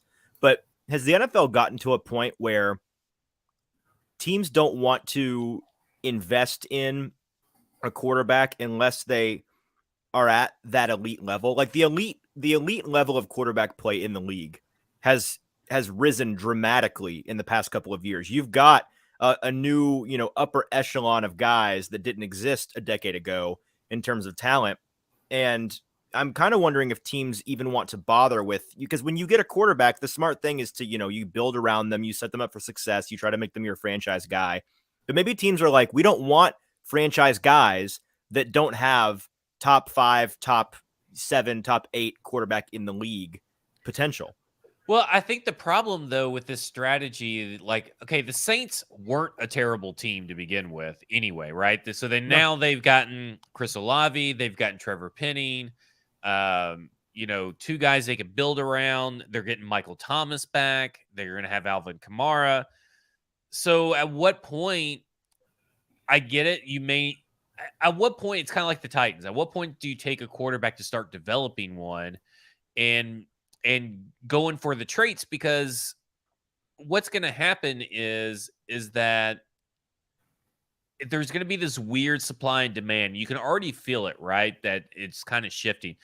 I don't think next year's quarterback class is anything spectacularly different than this one. When you talk about the tiers of the quarterbacks and everything, it's CJ Stroud and Bryce Young vying for those top spot. And really, they have a lot of flaws in their game that nobody wants to talk about. I think I'm sorry for interrupting, That's but all right. I think that this thing where we group them together, I'd love to hear your explanation for that. About what do you mean? Like, so CJ Stroud and Bryce Young, like, do you view them as like they're the 1A one and 1B? the two. Like that's Okay. what everybody else perceives. Listen, Okay. everybody perceived that Sam Howell and Matt Corral were going to be 1 and 2 coming into this year, and then that changed. Spencer Rattler. So, yeah, and Spencer Rattler was there. I think a lot of people are banking on this quarterback class to be on something that maybe it's not going to be, and I think it could end up biting some of these teams not taking high trait guys, and it tells me a little bit. Are you not? What level of faith do you have in your staff to develop one of these guys? Like that is another thing. Like, do the Saints not have faith that they can develop Malik Willis? I don't see why you couldn't. I don't see why you can't develop any of these guys after Matt Corral. Matt Corral, Malik Willis, Desmond Ridder, and Sam Howell all have certain traits and certain abilities that you can build around and build up their other flaws. So at what point do you take that risk, I guess? Well, the conversation with Willis this entire draft cycle was that this guy is raw as hell and is nothing but upside and potential. That the floor is crazy low, but the ceiling is super high. So we're in this weird portion of the draft, the way that it's fallen, all of these quarterbacks falling so far into the second round. You know, the quarterback position when you come into a draft is seen as one where you're having to pay a luxury tax to go get one. You know, like there's always a half round to a full round potentially of inflation in terms of where quarterbacks go related to where they are on the consensus big board, right? They tend to go higher than they're actually worth because of the positional value. Well, at what point have we gone from getting a quarterback in this draft, we're having to like overspend a little bit, to, hey, we could get one of these top guys at a bargain? Like, you know, a team like the Titans, who, you know, their backup situation has been bottom 10 in the league for a while now. They may look with all of their picks in the third round and see like a Sam Howell still sitting there and say, we can at the very least dramatically improve our backup situation, and backup quarterback is an underrated position on a football team. Let's go get a backup.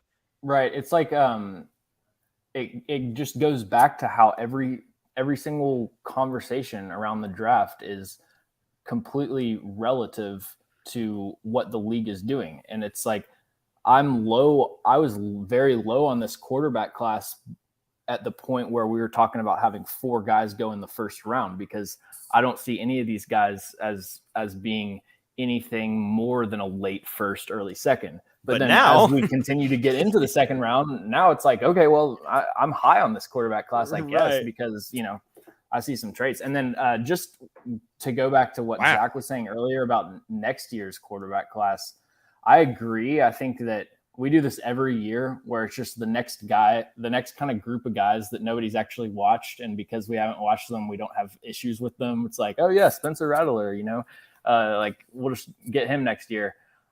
From what I've watched of the quarterback class, which is a much less than this one, CJ Stroud was very underwhelming to me. Bryce Young is very impressive to me as a college quarterback, and especially just above the shoulders, the way that he processes at such a young age. But he's also a really small guy, which is going to kind of limit his draft stock. And then outside of that, a lot of people like Will Levis, I was kind of lukewarm. I'm kind of lukewarm on him. So, yeah, I don't think it's a given that this is some great quarterback class that we've got coming up, like a lot of people seem to think. Man, this is another classic Patriots move here.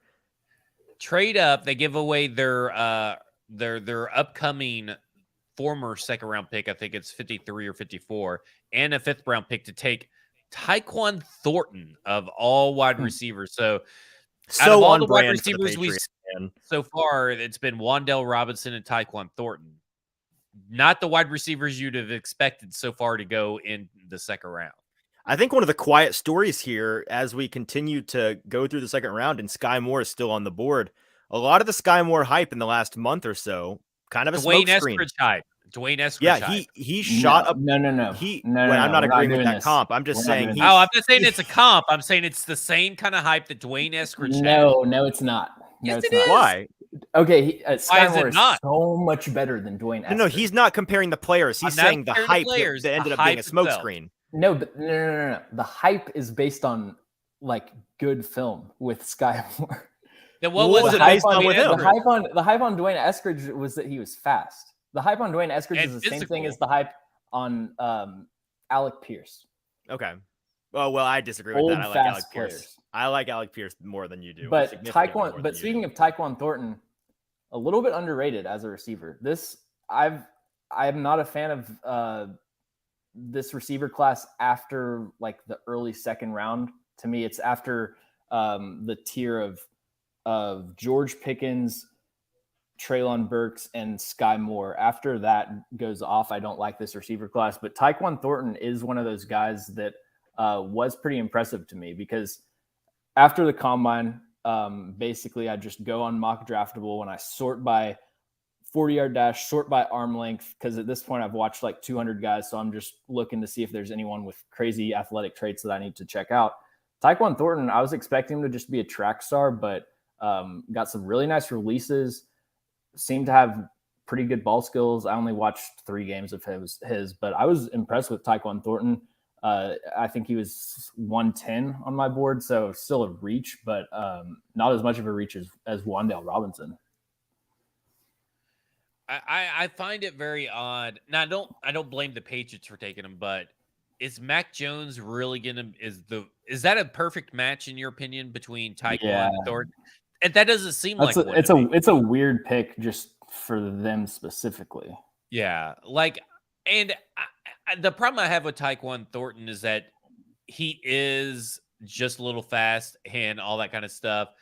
I don't think he's as physical as other wide receivers that you're getting in the second round. This reminds me of Tylan Wallace going into the 4th round. Like that seemed to me, Taekwon Thornton was a 4th round wide receiver.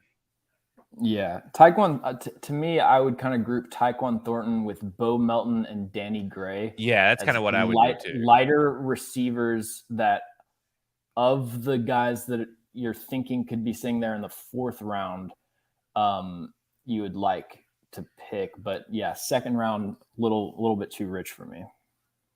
So we entered this round with a clear upper class of remaining receivers, right? It was Christian Watson, George Pickens, and Sky Moore. Watson off the board in a seemingly expected way based on where he went.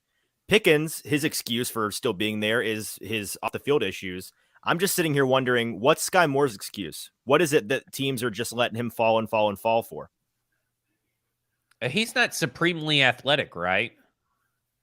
I mean, no, he ran a 4.39. He's not tall, but the thing with Sky Moore though is he's very compact. He's like kind of a similar thing with Malik Willis, where even though Malik Willis is short and doesn't have the prototypical size, I don't really have issues with his size and frame because he's kind of built like a running back. Sky Moore is built like a running back. And so, yeah, I mean, teams that have really aggressive height and length thresholds might be lower on Sky Moore. Let's see, how old is he? He is. Oh man, Sky Moore's 21.63 years old. He's got a 7.59 RAS, 5'10", 195, which like I have all these percentiles in Excel. I like receivers whose weight percentile are higher than their height percentile, if that makes sense. So like, I don't like the lanky guys that are built like a stick.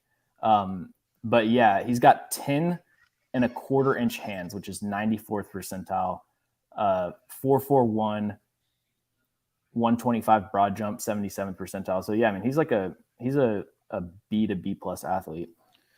Well, we got the Eagles selecting Cam Jurgens, obviously for the future of when their center is Jason on Kelce. the way out. Jason Kelce. Condolences to Ryan on Broadway. Yeah, that's gonna be for a lot of times. That means it's gonna be a tough one. That means the Eagles view the Alabama guy. Landon Dickerson. Landon Dickerson as a guard, which makes sense. And yeah, I mean, Jason Kelce, when you watch Cam Jurgens, Jason Kelce is the only guy that comes to mind who can move the way that he can. It's like they'll send him blocking 50 yards down the field on like a sweep or a screen or something, and he's outrunning the receiver or the ball carrier. Like he actually has to slow down to so that he doesn't over pursue. And I mean, he can do that. He's just such a fluid athlete for someone of his size, but very, very raw on tape. A lot of whiffs, plays out of control. He's someone that I would expect. It's kind of weird with Cam Jurgens because he's a developmental center, which is a little bit rare. Centers are usually you're looking at more like high floor guys. So for someone where he can be kind of the replacement of the future, I think that's a really good fit. Well, yeah, I like the pick. They always seem to have a good idea of when a offensive lineman's about to be on their way out, and they're like, we got to get his replacement. And Cam Jurgens is a perfect replacement for Jason Kelce in a multitude of ways. The next pick puts the Steelers on the clock. They drafted Kenny Pickett in the first round. Then Indianapolis is after them. Then you have Kansas City. So it'll be interesting to see these next few. We're about, I think, 10 picks away from the third round being over. And what's the Titans' next pick? 69? 69. You know who the two players that I'm really targeting if I'm the Titans are Sky Moore and Travis Jones. Yeah, I a lot of people are going to be like, but Travis Jones doesn't people make would any hate sense. the Travis Jones pick. But let me tell you something. That Travis Jones pick with him next to Jeffrey Simmons for the foreseeable future, because they obviously really value Jeffrey Simmons. It's going to be awesome. It's going to be amazing. I'm with you on Travis Jones. And here's the thing with the defensive line. Our views of how positions should be valued are we need to be able to update them as the game develops and evolves. And so like 5 years ago, defensive line was kind of thought of as the secondary position that you don't want to invest too much in. Part of that was because the college was just pumping out like 3 techniques. We got an interesting pick here. And we got a lot of picks we got to get to. And there's not guys like that coming out. So I think Travis Jones is a great value. Okay, so the Steelers selected George Pickens. They're fantastic historically at selecting receivers, and they also historically don't care about receivers with behavioral issues. So this fits perfectly for them. To see, because you got Chase Claypool there, who's already kind of got a little bit of diva behavior to him. Deontay Johnson's wanting to get paid big money. It's diva adjacent, I would say. Yeah, diva adjacent. And then we've got the Colts have already made a selection as well. Yeah. And Deontay Johnson is wanting to get paid because he's the next wide receiver, as well as Terry McLaurin and DK Metcalf. He's within that group. So this is obviously to plan for the future of that, because I've heard that they're not too happy with Chase Claypool's progression, which I don't understand. He was spectacular his rookie year. And then you got bad arm, big Roethlisberger for the next year is just even worse. The Colts select Claypool out to pick him. And then the Colts select Alec Pierce back behind that. So they passed on Sky Moore and they selected Alec Pierce. You have Titans film room in a chat right now. He's up in the air. He's actually flying. He is celebrating this pick of Alec Pierce. I'm very happy about this pick. I am the opposite. I think this is a really nice pick for the Colts. I was higher on Pierce than James was, and it sounds like Titans film room was. But I hope y'all are right and I'm wrong. I'd be delighted for you to be right and for me to be wrong. Well, I think you watch that the tape, the bit of tape, and I watched more than just this game. He's one of the few guys I actually did watch tape on because I seem to like him better than most. The tape that I kept coming back to was when they were playing in that semifinal game against Alabama. He was the only player on the field that Alabama was scared of. And you could tell by their body language. He was the only guy on that field that they cared about. And Desmond Ridder couldn't get him the ball. But the entire game, man, they just seemed scared of him. Why couldn't Desmond Ridder get him the ball? because he can't Was it throw because outside he the wasn't numbers. Was it because Alec Pierce wasn't getting open? No, it's because Desmond Ridder had no time and couldn't throw outside the numbers. It was a little bit of mix of both. That's true. Because the Colts should draft Desmond Ridder to pair him. I'll say this. I like that idea. I don't think that the Colts have a quarterback that could take advantage of the athletic prowess that is Alec Pierce to make him an impact. This is almost like they're drafting Paris Campbell 2.0 without maybe the injury problems. And I'm assuming that no means that the Chiefs selected Sky Moore. Is that correct? And is that a guess? Not shocking. Wide receiver run started. That's why they should not have taken Roger McCreary. They should have gone wide receiver or whatever. But good news is tight ends keep on falling. Tell me why you think that. Explain why you think that Trey McBride should be in play in the second round. I do think it was a reach. I just thought that he, based on him being a top 30 visit and their need of a tight end, I was just putting it together. I was just wondering if it was more like you think of him as the clear number one, or you think tight end is a big need. He is the clear number one tight end, in my opinion. And I don't think he would be there at 69. So maybe I'll be wrong, and maybe he will be there at 69. James, I have a couple of questions for you on that front. So let me interview real quick. Just give me short answers on these. All right. Trey McBride at 69, good value or no? Average. Average. Okay. Trey McBride, is he your number one tight end in this class as a pass catcher? Or is it Isaiah Likely? So you have him over Likely. I'll say that Trey McBride at 69 would be good. And Likely, I mean, I'm not sure if Likely's in my top 10. Let's see. Right, but I just know that he's only a pass catcher, but maybe he's not even a pass catcher. Trey McBride's a good blocker too. Right, but I'm saying as a pass catcher exclusively, is he the best pass catcher tight end in this class for you? Let me go to my tight ends. Yeah. Yes. Okay. At what point, how far gone does this wide receiver? Don't even worry about your Trey McBride talk. They just take him? The Cardinals just took Trey McBride. Okay. Well, my question was, and I think this might still be relevant depending on other tight ends in the draft. At what point?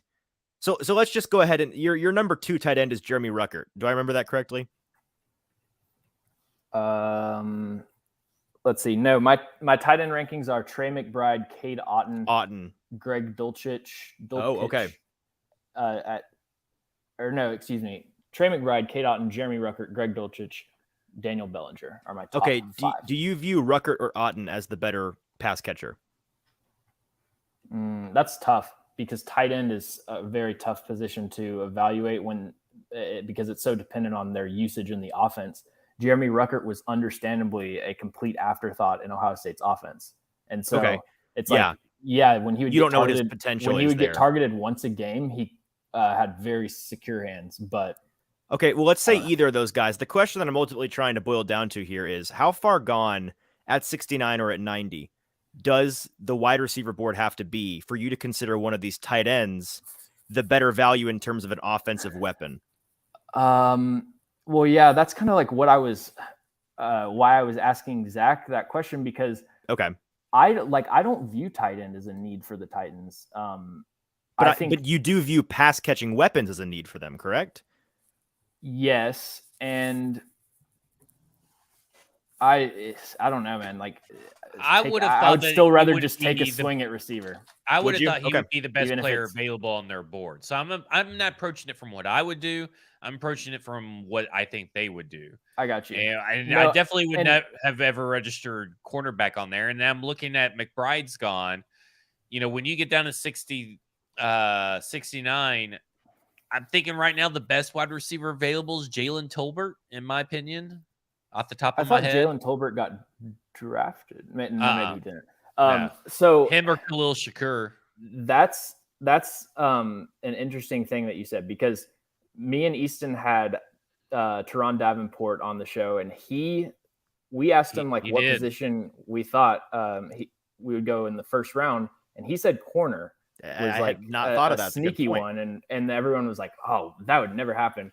But if they took McCreary in the second round, chances are like they were considering a corner in the first round. Yep. I think that I don't think that they view tight end as a need, because I don't think that they value the tight end position. Last year, I think that they were making the positional value bet of like, let's try to underpay our tight end room and try to squeeze out more production from just some guys that we throw together. And it clearly didn't work, but they signed Austin Hooper. I still think that they don't really want to heavily invest in the tight end position. So I think what they're looking for at tight end is a developmental guy on like the 5th to 7th round. I don't think that it's going to be something they covet in the 3rd. I mean, is that the smart move though? Is to just downplay that position when you do run, 2 tight ends out there, and then you see last year they had a real problem telegraphing what the play call was going to be based on the tight end that they sent out there. I mean, is that, whether they do that or not, is that the right idea that they do that? I would. It's kind of like if you don't study for a test all week and you fail it, you're at fault for that entire week that you didn't prepare. So I blame them not as much just last offseason for not signing whatever tight end.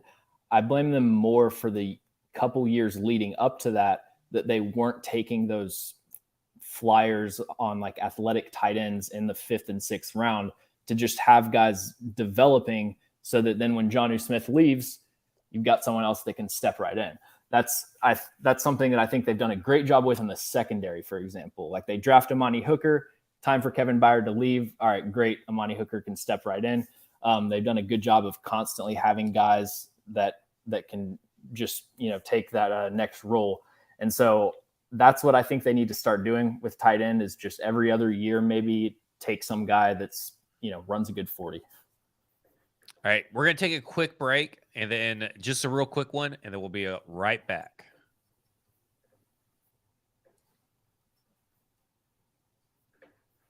It's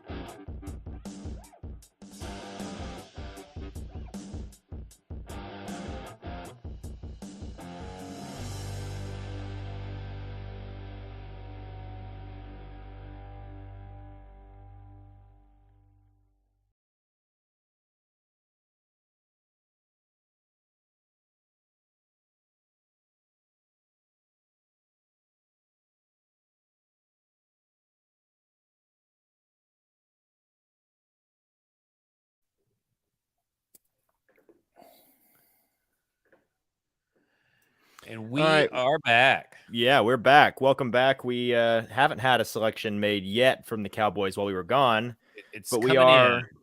Is it coming in right now? All right. Yeah. Who do they have? We got the name. Sam Williams, defensive lineman. Sam Williams. Interesting. So no Travis Jones. Nakobe Dean still on the board. They're going Sam Williams. Sam Williams, edge defender out of Ole Miss, actually single-handedly made Charles Cross no longer my number one offensive tackle. And it's kind of funny, like that's just the process of how grades are fluid throughout the entire draft process. Charles Cross was my number one offensive tackle. I'd watched like 7 games of him, and it was just super consistent, clean tape. My evaluation on him was done. I was getting through some of the later round edge guys, and I watched Sam Williams, and he was the first guy to really just pin Charles Cross back on his heels consistently, and kind of made me reevaluate my thoughts on Charles Cross as far as his play strength. So that one guy, that one game did that. That's how good he is. Yeah, no, I mean, because that's just how it can happen. Like you watch 6 games, something you could never notice a problem, and then the 7th game, an issue pops up that you never saw before, and it just kind of like gets you thinking. That's why it's always like with people having different evaluations, you know, it could always just be that maybe you watched a couple of his bad games and I watched a couple of his good games, and that's what, you know, made our evaluations different. You know, the Bucs trade up to overcome Atlanta. They moved up just 3 spots with Buffalo to take over Atlanta. Could they be going for a quarterback? Maybe they don't believe in Kyle Trask or have seen enough from Kyle Trask with Tom Brady potentially leaving the Buccaneers. Could they be taking a quarterback? Is this going to be the surprise team? I mean, why would you believe in Kyle Trask? What is there in his they college drafted him in the second round last year. I don't know. I know, but I would pose the question: what in his college or professional tape would give you any reason to believe in him? Oh well, they're not. They're not. They apparently do believe in. The answer Kyle is Trask. they found something. They have found something. They found something in Kyle Trask. I'm kind of surprised that they traded up for who they traded up for, and they have traded up for a guard, offensive lineman. That's the first lineman to go in a while here. Yeah, it's been a while. So it's very interesting that apparently they believe in Kyle Trask, at least for now, at least over these guys, which is maybe even a further indictment on this quarterback class. It's always funny. Just throughout the entire past 3 months, I've tweeted out so many little highlight clips and mini scouting reports on players. And then when they get drafted, that fan base name searches the player and then like uses my tweet to defend the people saying that it was a bad pick. I'm happy to provide people with ammo. What is this guy? Pronounce his last name. I can't. Godecki. Hasn't come up to Luke Godecki. Oh, they got Luke Godecki. Yeah. Ah, man, you were right big on there him, on the screen. One of my guys. No, I don't know. My TV doesn't have. No, I'm talking about like on our broadcast. Oh, I didn't have that window open. I'm trying to like keep my draft board updated so I can filter who's still available. Okay, yeah, Luke Godecki has probably the best. I'm trying to think. Yeah, I think the best hand placement of any offensive lineman in this class. Big thing with when you're run blocking and you're getting to the second level is having inside hands and your elbows tight, and it's just routine with him every single snap. He played right tackle for Central Michigan. I remember watching Bernard Raymond, the left tackle. Oh, and so he got drafted above Bernard Raymond. Yeah. Okay, that's crazy. Yeah, so I watched Bernard Raymond, and I'm like, well, the right tackle looks better than Bernard Raymond does. I got to watch this guy next. And yeah, so that's a great pick for Tampa Bay. So they obviously felt that either Atlanta or Minnesota was going to take him, which is interesting in and of itself. So Atlanta's on the clock. Still need a quarterback technically because you can't trust Marcus to stay healthy. Maybe they believe in Felipe Franks. What do we think of? Is there going to be, because I said the over. We're now about to go into third round. Is there going to be a quarterback taken in the second round? How many more picks are in the second round here? We got Atlanta, Minnesota, Buffalo, San Francisco, Kansas City, Cincinnati, Denver. So you're banking on a trade up because it's none of those teams. Yeah, mostly none of those teams are going to take one. I'm going to say no. And that poses the question, the Titans have 2 picks in the third round. Would you be frustrated with the Titans taking the second overall quarterback in the third round with one of their picks? I wouldn't be. I would not be mad at that flyer taken. I wouldn't be. My only issue is that now, like, every Ryan Tannehill incompletion is going to get a bunch of calls for the backup. But other than that, I would be cool with that. The Falcons have decided that they are going to pass on Nakobe Dean and draft Troy Anderson, a linebacker. Troy Anderson, under 80 something, I think, took that like a month ago. Oh, did you? So this works out for you. So Troy Anderson is a linebacker out of Montana State, converted quarterback and running back, I believe. I loved talking about this guy on our podcast. Tell everybody that hasn't listened to that, James, about this guy and the positional journey he's been on. Yeah, so he's my 48th overall player, late second round grade on him. He's got a 10.0 flat relative athletic score. Just a crazy athlete. I mean, 10-yard split and 40-yard dasher in the 98th percentile with a 4.42. He had a 36-inch vert, 6.77 3-cone is 99th percentile. He's just he's very underdeveloped from like a processing the game standpoint. He's a second or two late to react a lot of times, but man, he has some crazy physical tools, and that's really what I would want to bet on at the linebacker position.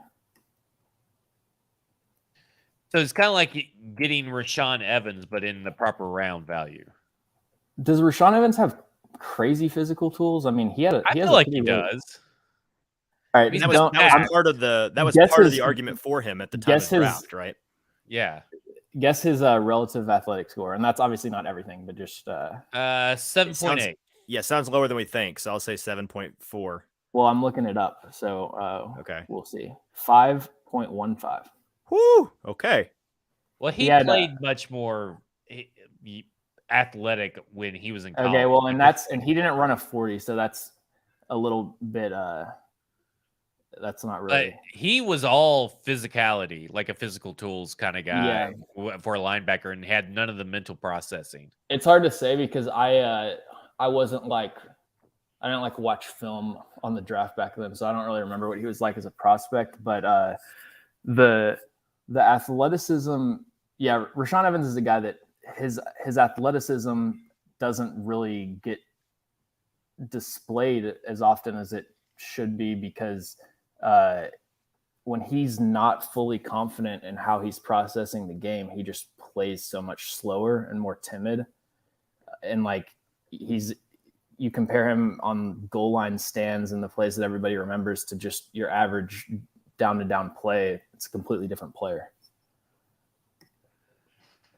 It's interesting though. Nakobe Dean projected it in the first round. Mock drafts everywhere had us taking him or him going to other places, like the Patriots and everything, still on the board.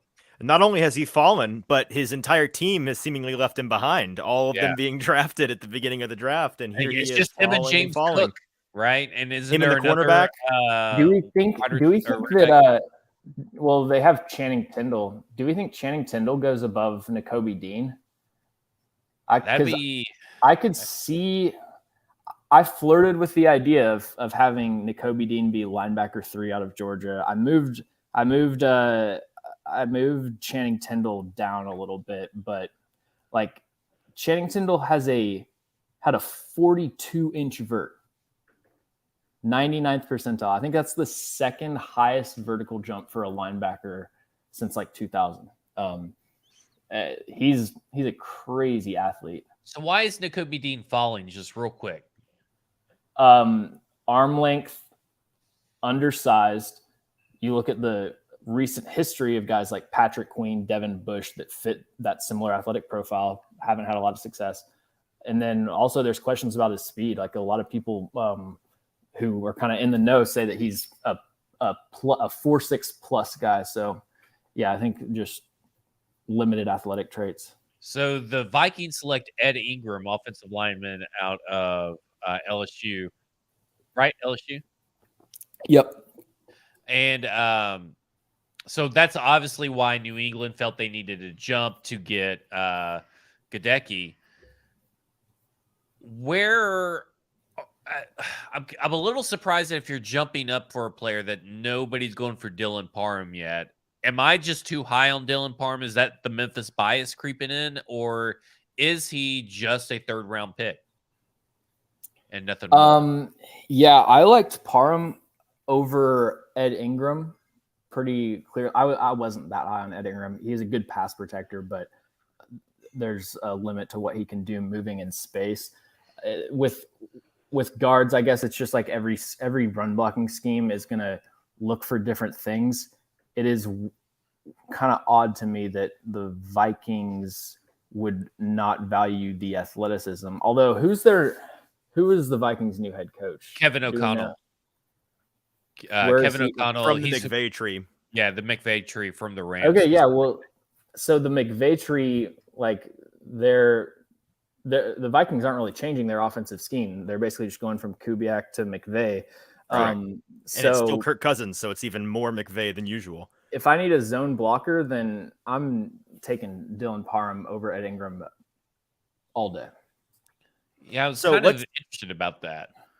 We are less than 10 picks away from the Titans' next selection at 69. So let's talk a little bit about that selection. I'm starting to get a little bit antsy for them from a offensive line perspective, as Zach is, it seems. I made a list just now looking at the remaining guys that I like that are still available, and I want to run it by the both of you, but James in particular. These are the guys we don't care about your opinion, Zach. Hey, that's fine. I'm a Dylan Parham guy. That's all you need to know. Well, Parham is on the list of 5 guys that are still on the board that I would like for them to potentially consider taking if I can get the stupid thing to come up here. So Dylan Parham, Bernard Raymond, Zach Tom, Josh Azidu, and Daniel Falele. Those guys, any of them to you, besides, we've talked about Parham, obviously. We know that you're a Zach Tom guy. Any of those guys you might consider taking at 69? You might want to wait on. Let me try to figure out. Is there a way for me to share my screen? Because I can put my top remaining guys up here. Yes. Yeah, I can. Hold up. Yeah. The Bengals have traded up. Who did they just take the pick from? They took it from the Bills. So the Bills traded down again. And the Bengals, I wonder if they don't take – who'd they take in the first round? Daxton Hill. I wonder if they don't take a center or offensive lineman. Is there a way I can just upload a picture file, an image? If you just send it to me in Slack, I can post it up for you. Okay. Yeah, I have to think that the Bengals have to be going offensive line. Oops, Zach, not that one. I sent the wrong one. I can tell. The Bengals are actually going up for Cam Taylor-Britt. They're really going after those hybrid defensive backs. And I saw some people talking about Daxton Hill potentially being an outside corner. I forget who was saying it, but there's nothing on his, even though he played slot corner at Michigan and all the draft boards have him as a safety, there's nothing on Daxton Hill's tape that indicates he couldn't play outside corner. So they're adding a lot of great talent to the secondary. Yeah, I guess they're out on Eli Apple, right? Like you have to be at some point. That makes sense to me. So we got San Francisco, Kansas City, Buffalo, Denver. I think it goes Jackson, Minnesota, New York Giants, Cleveland, Tennessee, Jacksonville. So we're getting close. Then it goes from 69 to 90. So we still got from 69, we got 21 more picks before our last pick. Technically last pick. All right. Let me get this. Oops. Forgot to take Cam Jurgens off that list. Well, that's all right. It's fine.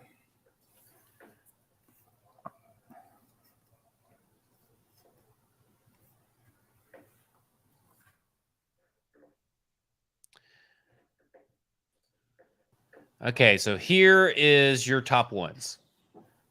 Yeah, these are my that off there. There you go. Top remaining offensive linemen. Dylan Parham, Zach Tom, Bernard Raymond. Abraham Lucas is an interesting player.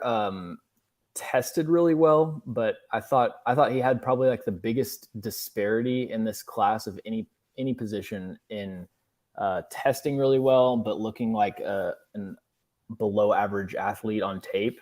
So I kind of struggle with what to make of Abraham Lucas.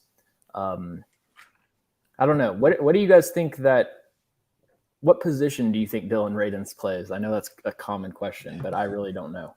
Well, I kind of hope that he does play right tackle because I feel like the interior offensive linemen are a little bit more prevalent. Like Bernard Raymond, right? He's a right tackle, correct? Like that's what he projects to be. Does he project to be on the inside of guard at all, James? I'm sorry. Does who protect his guard? Raymond or Falele or whatever? Okay, Falele is I'm out on Falele, okay. Honestly. So Raymond, is he a tackle in your opinion? I would start him at tackle, but he has really short arms and he also struggles with being late with his hands, and that's a terrible combination. At this point, I'm looking at the offensive linemen and seeing most of them are projected technically at guard at the next level, and I think that's where you got to go, and you got to hope that Dylan Radins can put it together. I think Bernard Raymond could absolutely play guard, though, if you wanted him there. I mean, he's a great athlete.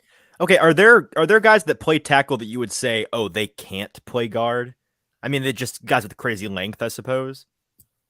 Like I always hear. So yeah, they could play guard, but are there ones that couldn't?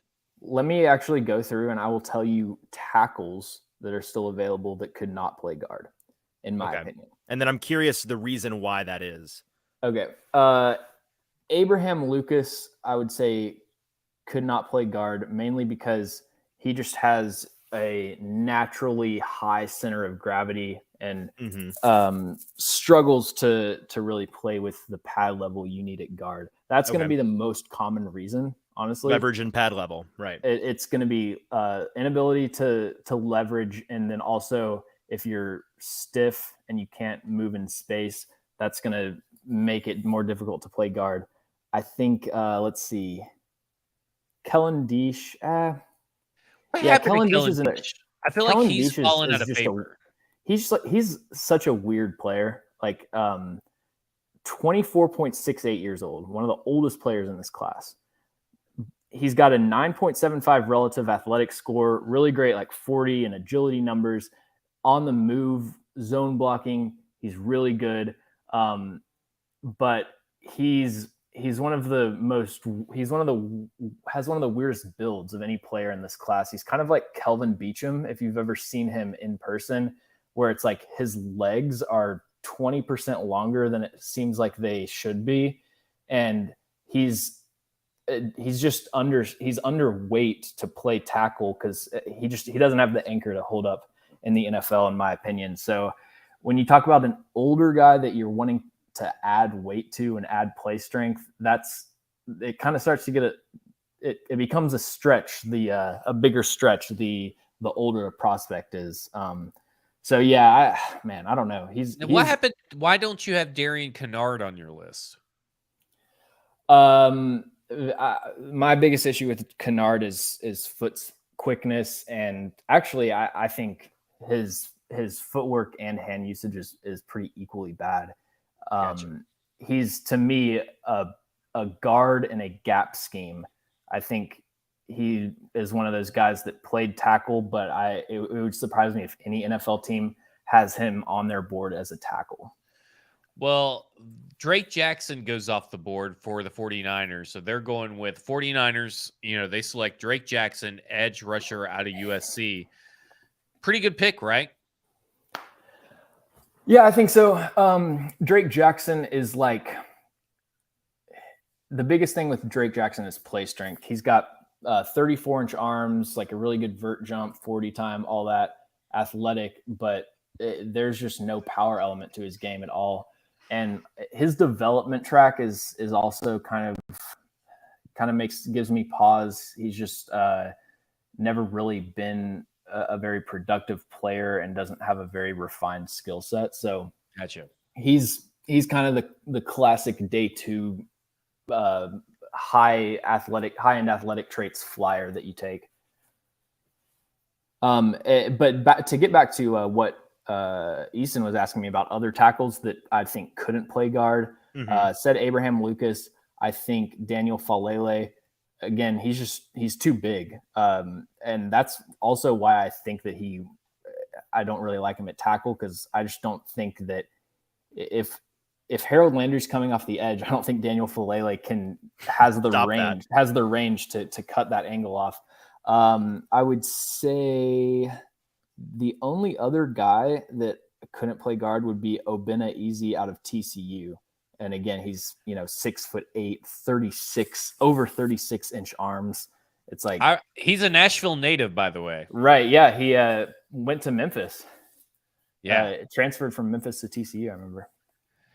I'd be interested in him as a late round flyer for a tackle, because obviously, like you said, he can't be guard. They really, I guess whatever they draft tells us what they think of what Dylan Radins is. I mean, what do you think Dylan Radins is, besides a great concession stand worker? I think his best position is left tackle, because like my ideal scenario for Dylan Radins is that he plays whatever this year. I would even play him at backup left tackle. And then next year you cut Taylor Lewan and Dylan Radins is your left tackle, because he, coming out of college, it's like people say that I saw some people saying yesterday that Dylan Radins was a project. He wasn't a project. He was one of the most refined pass protectors in terms of the technique on his pass set, his hand usage. He's one of those guys, I would say, like Trevor Penning's tape you describe as dominant. Dylan Radins' tape you describe as clean. It's just him shutting down these terrible athletes play after play after play. The main issue with him is that he was a little bit underweight, and so it was play strength. Get to the preseason, that matchup against Tampa Bay, he looked like he had never taken a pass set in his life on the right side. But then San Francisco game, plays left tackle, plays fine. So to me, just from everything I've seen, left tackle is his best position. Some guys, it's the muscle memory, and it's like learning to throw with another hand, or whatever analogy you want to use. I think some guys it's just difficult to make that transition to different sides. And as a guard, he's another guy that he's not a particularly powerful player, so I'm not really looking to move him inside. Well, I can speak to what our interpretation of the Titans' understanding of where they would like to place him is. They drafted him as a tackle out of North Dakota State, and then he came in, and very early on, this is just a brief recap, they moved him around in camp and were kind of cross training him, whether that's for better or for worse, at guard and at tackle. And then, the way that they talked about him and were pretty coy about where they wanted him to play made me think towards the end of the year and early in the offseason that they wanted to move him to guard.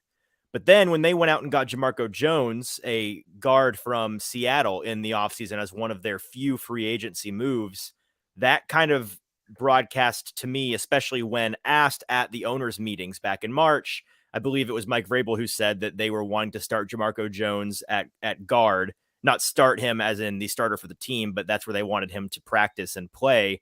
That kind of let you in on the idea that they do in fact view Dylan Radins as a tackle. So, I think it'd be, in terms of what would be best case for the team, in terms of what's available in this draft, it would be he's a tackle, right? The guards remaining are certainly more promising than the tackles remaining. And just historically speaking, this is the time, the second, third, fourth round, where guards are in their sweet spot to be drafted and be really effective players, whereas tackles outside the first and the second round tend not to succeed.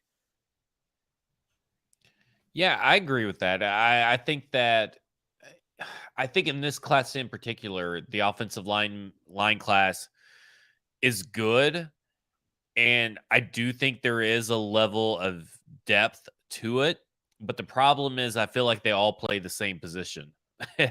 And which is good for the Titans because they do need a guard. But if they really feel that Dylan Radins is a guard, then they're kind of screwed really right now finding a right tackle.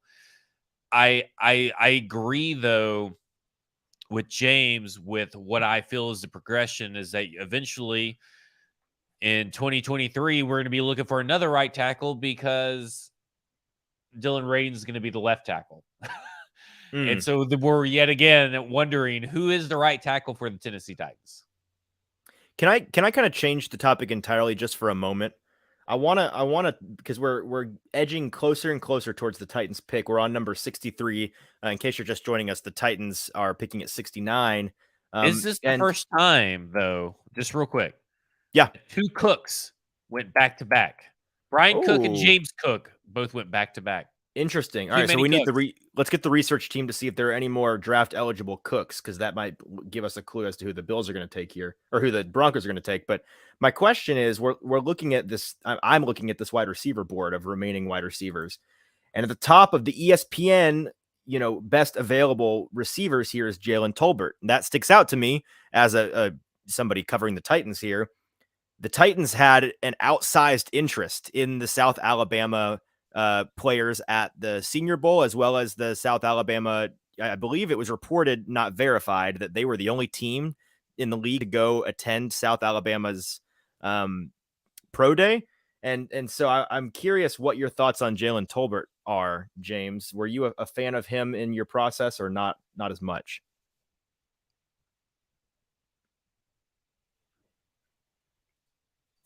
You're muted.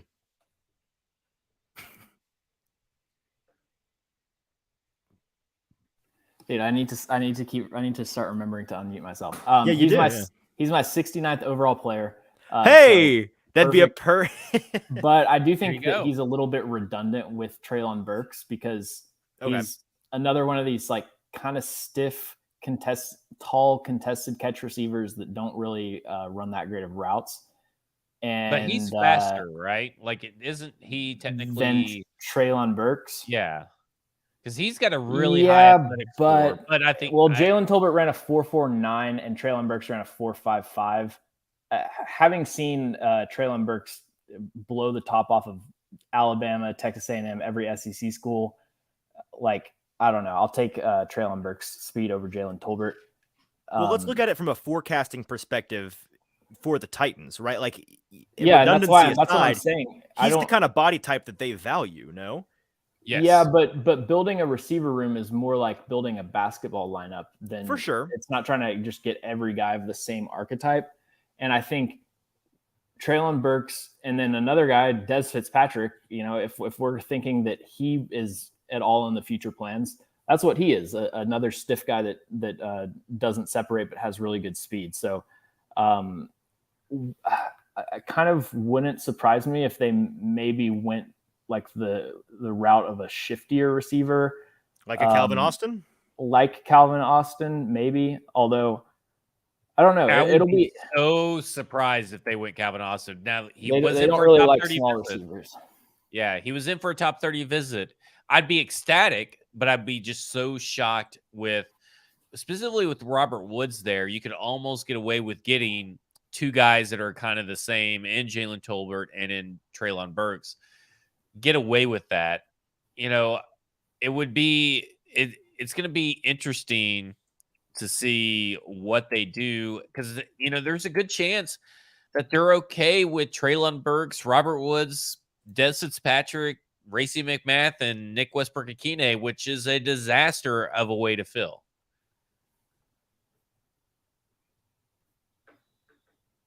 The Broncos have selected Nick Bonito. Interesting. Is it probably add a K.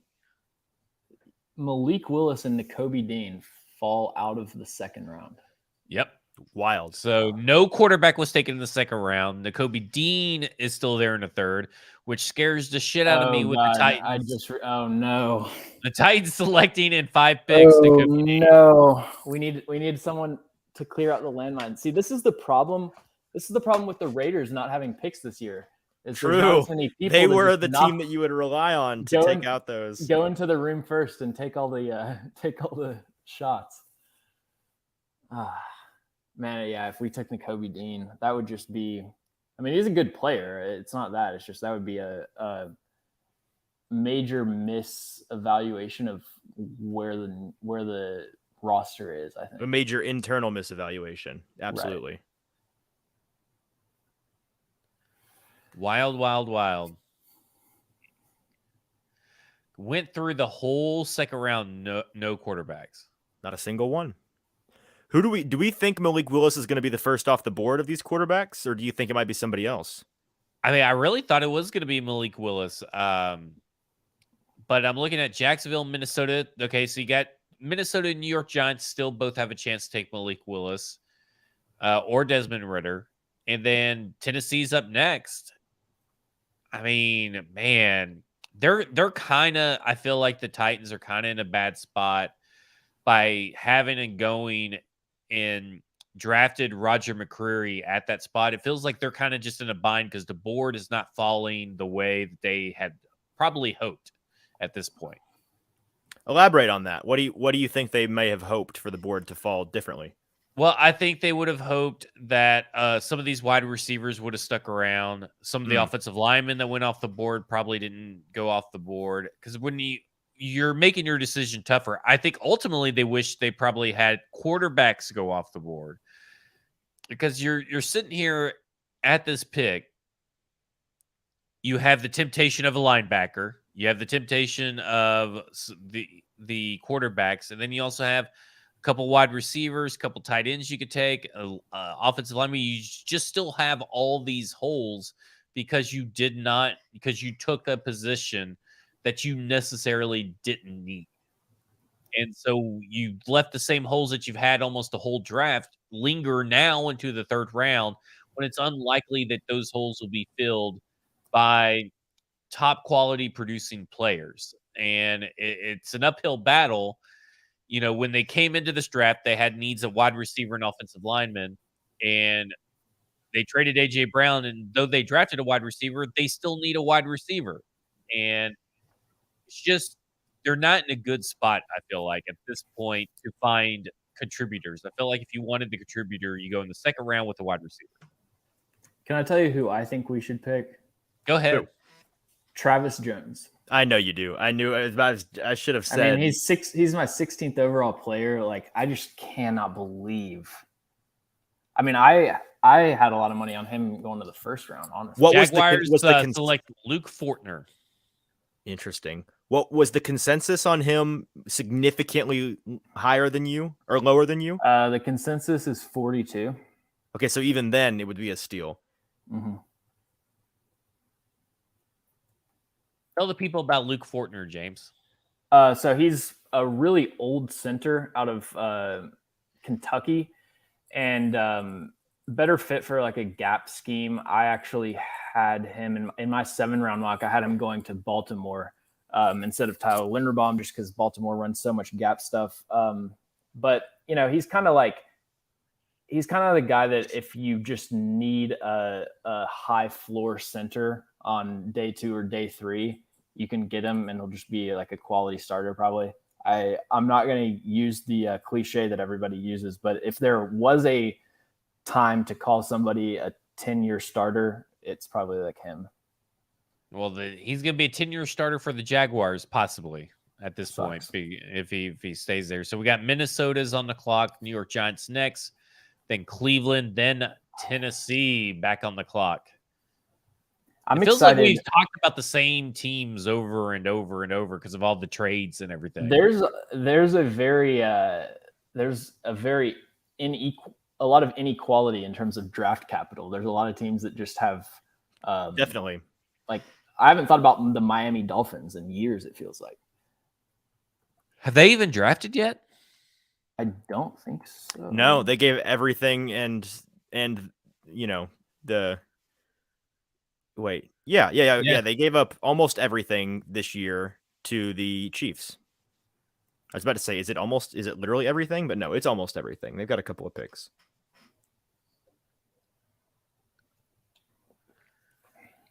Somebody's got to take Nakobe Dean off the board, man. Well, it's not looking good. With the teams that are coming up, it's going to be, I'm hard pressed to figure out who's going to select them. The Titans didn't use a visit on Dean, did they? No, I don't even think he really knew who they were, according to. I was about to say, I'm trying to think of what interest there's been in him besides mock drafts loving to put him with the Titans. Yeah, but you get to a certain point, Nakobe Dean in the third round has to be plus value, like best player available kind of deal. Well, according to ESPN's board, he's sat here as the top player available in their eyes, I think, for the majority of the second round. Yeah. He was up there for the whole time in the second round.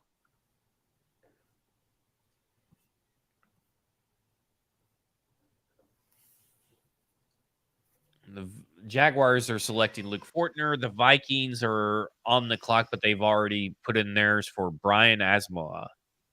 Nice. So tell the people about Brian Asamoah. Brian Asamoah is one of my guys in this class, linebacker out of Oklahoma. My comp for him is David Long. He's a converted safety, so he's undersized, really fast, can dart around the field and change directions, but he has really long arms. And so that's what I really like about him, is that he's got that fluidity and coverage ability, but he also projects as someone that can engage with blocks effectively because of his length.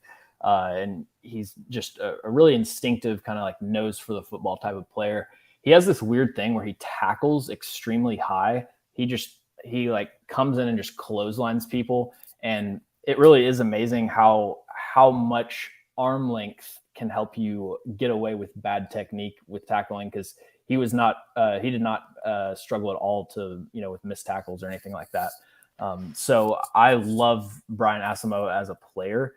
You pair him with Eric Kendricks, man, that's a nasty linebacker duo. Give me 1 second. I'm happy that the NFL was high on him. I feel kind of vindicated for that one. Okay, so the Vikings pick is being announced. Vikings select Brian Asamoah. The Giants select your guy, Joshua Zudu. Yes, Zudu. Let's go. The guy that ruined Sam Howell's draft stock single-handedly. Joshua is Zudu. That's two straight straight vindications for me. But this also means that's Cleveland and Tennessee. So Nakobe Dean is still on the board. Will Cleveland select Nakobe Dean? Who's their other linebacker besides that rookie from Notre Dame? Do they have anyone major? I don't think so. The picks are rolling in now. But the problem is that some of these are celebrities. I wonder what Ian Rappaport's reporting on right now.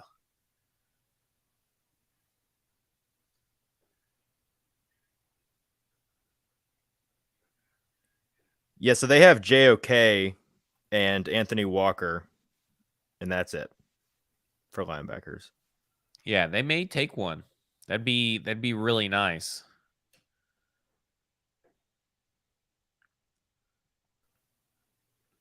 All right, so who do we want? Who do we want if we're the Titans GMs here? What's your pick? I mean, Parham feels like the easy answer to me. Travis Jones. See, offensive line concerns just don't bother you at all, James? How can you not see that as a glaring issue here? I don't really draft for need. That's fine. I don't care about need in the draft really that much, and I don't really also like view the Titans as that legitimate of contenders. So I'm not like. So just don't care about. Like, oh I mean, like you can. Okay, but that's silly though, because if you don't draft for need entirely, then you end up having massive needs that you just ignore. Yeah, wouldn't the best drafters have a strategy that involves both things? Right. Fill needs in free agency. My draft philosophy is that you take good players at valuable positions while considering need. So while considering need. Yeah. And considering need and the caliber of players that are available, Travis Jones is just like multiple tiers better of a prospect than anyone that's available. Why has he not been drafted? Yeah, about to say, not according to the league. I don't know. I mean, he's, a nose tackle. Some people think that he can't really play 3 technique. I kind of like him at a 3 technique, at least on, in some different packages. But to me, he's a guy that is just the complete package in terms of a defensive lineman. Arm length, his combine performance was overshadowed by the Georgia guys, but he had a 9.4 relative athletic score with a 4.92 40-yard dash and really, really good tape at Connecticut. So to me, that's just a best player available type of thing where I think you consider how weak this defensive line class is and how weak recent defensive line classes have been. Well, the Browns pick is in Martin Emerson. So they did us no favors. They selected Martin Emerson. Nakobe Dean, come on down. Oh my God, this fan base cannot handle that. That would be too much. Now, Albert Breer tweeted 2 hours ago on Nakobe Dean. He said, also, lots of questions on Georgia linebacker Nakobe Dean. It's straightforward. He had a laundry list of injuries in college: ankle, foot, shoulder, wrist. Pec and groin were hurt before pro day. May need a pectoral surgery post his rookie year. His knee also has some wear and tear, and being smaller magnifies all of it. Oof. So that might actually be good news for the Titans not being. Oh, and apparently he declined surgery on his shoulder. So there's another concern / medical red flag. Why would the Titans take a guy? Because they love to do that. But let's hope that they don't. Let's hope that they've learned from their mistakes in taking injured players. Especially when you have positions of need. You have many of them.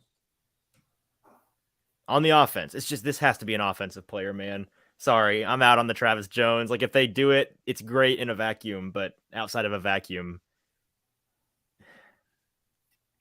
it just doesn't make sense to pass on more offensive players that have fallen to take Travis Jones. And I like Travis Jones, but if you want to take Travis Jones, you should have taken him over Roger McCreary. I feel like you only get one defensive player this early while ignoring your offensive holes because they created them. They didn't fill the hole. I generally agree with you, James, in the fact that you fill positions of need in free agency and draft for the future, but they didn't do that in free agency this year. In fact, they traded away one of their veterans and proven commodities in AJ Brown. So they unfortunately don't have that luxury. That's fair. Matt Miller tweeted 30 minutes ago, NFL source just texted me, either Nakobe Dean has horrible medicals or is a serial killer. I just don't get it. All right. Oh, wow. Yes. Okay. And we got the guy that I said we would get this morning, and I thought we'd probably take him in the second round. And I don't even know if you had him on your list, to be honest with you.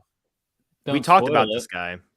Not on your list. It's not a list guy, which is very odd. All right, he was on our show's list of project prospects a couple of weeks ago.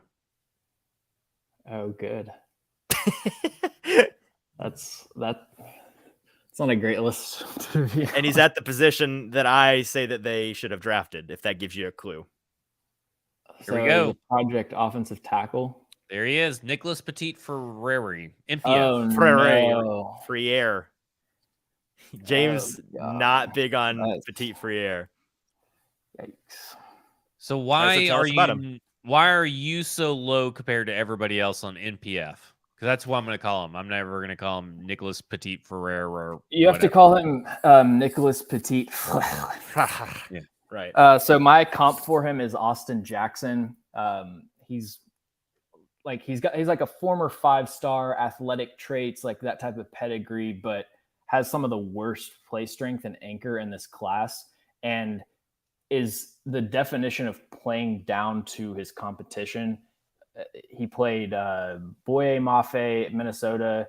They played Arnold Ebiketie at Penn State and Aiden Hutchinson at Michigan. And those were his 3 worst games, like sub 20 PFF grades. And then every other game was 80 plus PFF grades, just to give you kind of like a range of how different his film is depending on the competition level.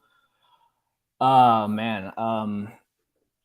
Yeah, I mean, he's my 110th overall player, 14th ranked offensive tackle. Every pick has been a reach for me. So let's talk about this. It's a tackle, obviously. Is he a guy that you don't think they could move inside to guard? Because that would certainly inform what they think of Dylan Radins.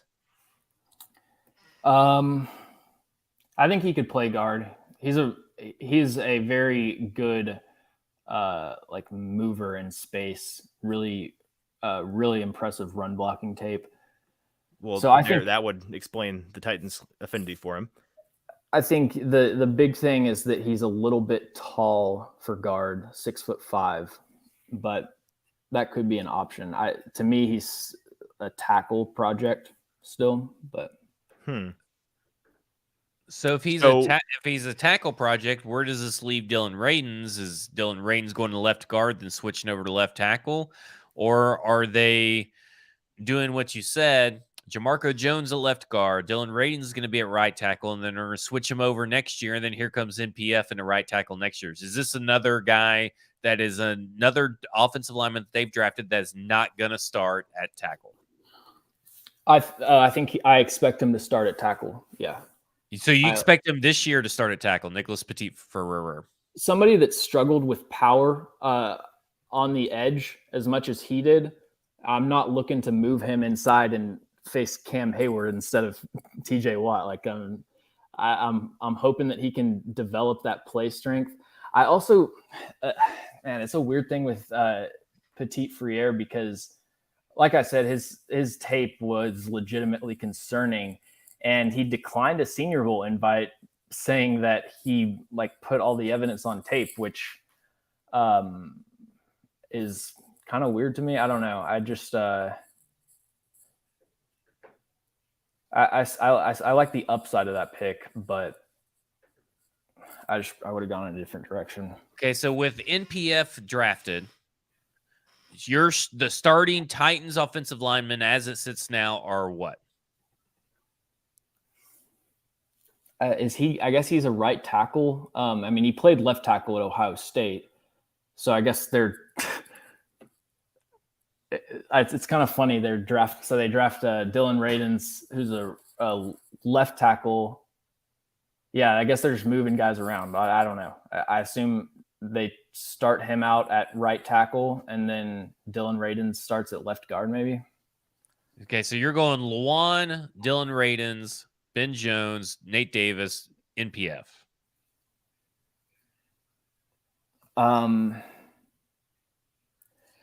They still don't have anyone on their roster that I could envision being a quality starter or being even a replacement level starter at right tackle on day one. I don't think Petit-Frere is ready to play in the NFL. So one of 3 things is true here, right? You keep dancing around the subject, keep changing your answer. Give me your starting offensive line for the Titans. I think that their starting right tackle is not currently on the roster. So Nicholas Petit-Frere is a wasted pick at this point. If they start Nicholas Petit-Frere at right tackle week 1, it's going to be like Chandler Jones versus Taylor Lewan. Gotcha. So it's like, yes, at the moment, he would probably be the starting right tackle on like our lads or something, but I don't know. So basically, they've selected someone that is no help to anything that they need done in 2022. Correct. And that's okay if that's correct. I mean, I just want to know. Yeah. But the thing is, though, is it's like in the third round, you're not getting pro-ready tackles with with like athletic upside. Those guys go early. So when you're drafting these later round tackles, you're either getting limited athletes that are just kind of solid players, or you're getting high-end athletes that are raw. And that's what Petit Friere is. So he's a developmental pick, which I don't hate it from the standpoint of positional investment. It's more just that I disagree with the player evaluation. But I mean, if he's not going to start and they still don't know what Dylan Radins is, and they obviously are going to probably play around with NPF and where he is, they're not answering questions that need to be answered in the draft or need to have been answered by the time the draft rolls around, especially when you have, someone like an Eric Flowers that's out there still in free agency. Why haven't you gone and got Eric Flowers instead? You got saddled this offensive line with Marco Jones. Doesn't the comp pick formula, like, isn't the deadline approaching for where you can sign guys and they don't affect the comp pick formula? I think that's in June, if I'm not mistaken. That's what a lot of teams are holding out for, kind of that third tier of free agents, because they don't want to.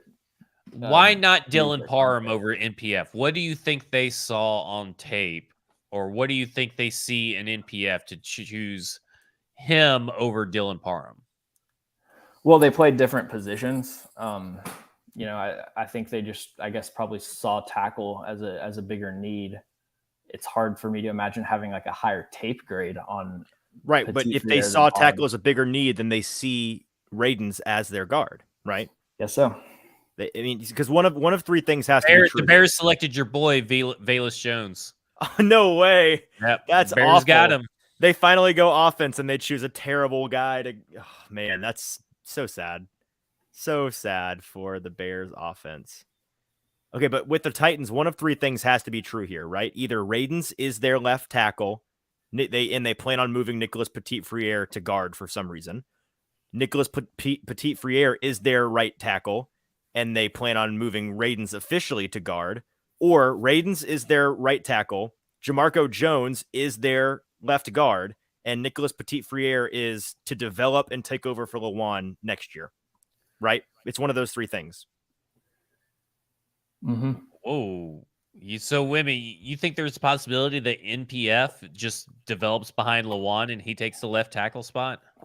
Yeah, I do think. I think that could be the case. And or he moves to right tackle and they have Radins move over to left tackle. I would love for the Titans to draft offensive linemen and keep them where they're supposed to be drafted at, instead of every year we have a new offensive line. And then every year it takes 8 weeks for the offensive line to start gelling and to start being any kind of competent. And then we're so far behind the 8 ball. And then guess what? We're just doing it all again the next year. I mean, how many different offensive lineman situations have we had on opening day now under John Robinson? Zach, the one thing James said that was kind of positive about NPF that I'm surprised you didn't latch onto and use as a point in your case from last night is that, like James said, he moves well in space and does a really good job. He has some really impressive run blocking tape. So maybe this is just further confirmation that this team, in fact, does not care about passing the ball and they care only about having a fantastic run game. Well, even if they draft a quarterback, they're really drafting a quarterback into a really shitty situation at the moment, and because you don't have a great wide receiver core lined up for the future, you don't have a really real confidence in this offensive line. There's really no reason to have a real confidence in this offensive line. Austin Hooper's on a 1-year contract. Derrick Henry is going to be another year older. It's a tough situation that the Titans have found themselves in through their own doing. Yeah, through their own doing.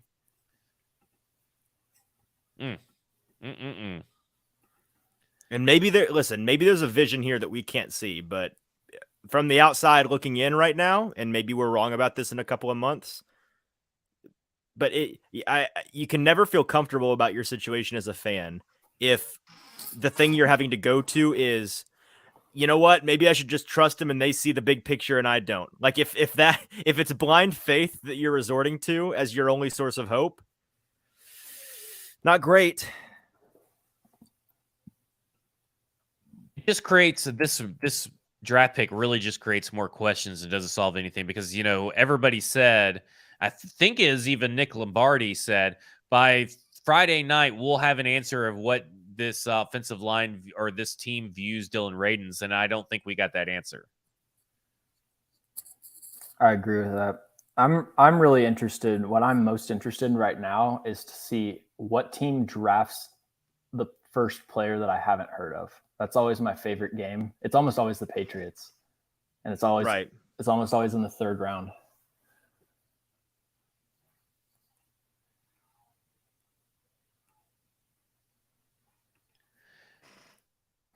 The Seahawks selected another offensive lineman. They took Abraham Lucas.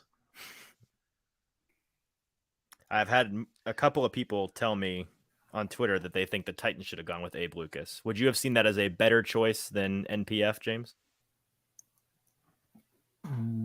Or just equally bad? Yeah. Okay. No, he's a better choice, but it doesn't surprise me. It doesn't surprise me they had a better grade on NPF than Abraham Lucas because he's just not a good scheme fit. My thing though is that the Titans have kind of started to. I'm thinking of how to phrase this. The period of time where I was willing to just defer to the Titans scheme fit as being like, yeah, they know what they're doing. That's kind of coming to an end. When you hit on players as at such a high rate as they did from like 2017 to 2019, you start to kind of give them the benefit of the doubt on stuff. And now I'm kind of like, you know what? It's like, screw your scheme fit. Can we get someone that can pass protect instead of just these good run blockers? Like, is the scheme Ryan Tannehill getting killed every single play? That seems because they're nailing this. They're nailing it. Yeah, that seems to be what their offensive philosophy is, just to make sure that Tannehill has as little time possible to make so he makes more mistakes. That's what it's feeling like right now. Hey, fellas, get a load of this from Adam Rittenberg, a college football writer over at ESPN. He tweeted 2 minutes ago, heard the Titans really liked Velus Jones Jr. Instead, he's coming to the Bears for the new GM Ryan Poles. Well, thank the Lord for the Bears, man. Well, let me ask you, would you rather have NPF or would you rather have had Velus Jones? NPF. I would rather have NPF. NPF was my 110th ranked player. Velus Jones is 177th for me. So gotcha. Because he's old and he's an underdeveloped route runner. Like he ran, I think.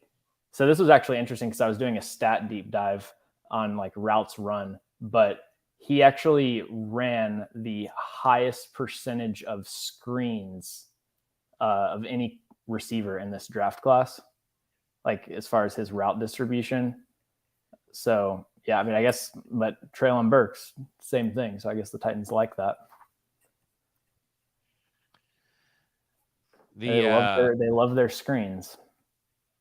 It sure is something. I just can't get behind the philosophy that they continue to have with building around this offensive line after having, the Colts, of course, select Jelani Woods. Wow, that seems like a Colts pick. That's a nice pick. I like it. Because they lost. Who's that basketball player guy? The tight end, Mo Alley Cox, right? Did they? Yeah. I don't. Well, at least I don't think they re-signed him. Oh, better say I didn't hear. I know he signed somewhere. I just couldn't remember. He? I think it was with another team. Anyways, solid pick for the Colts.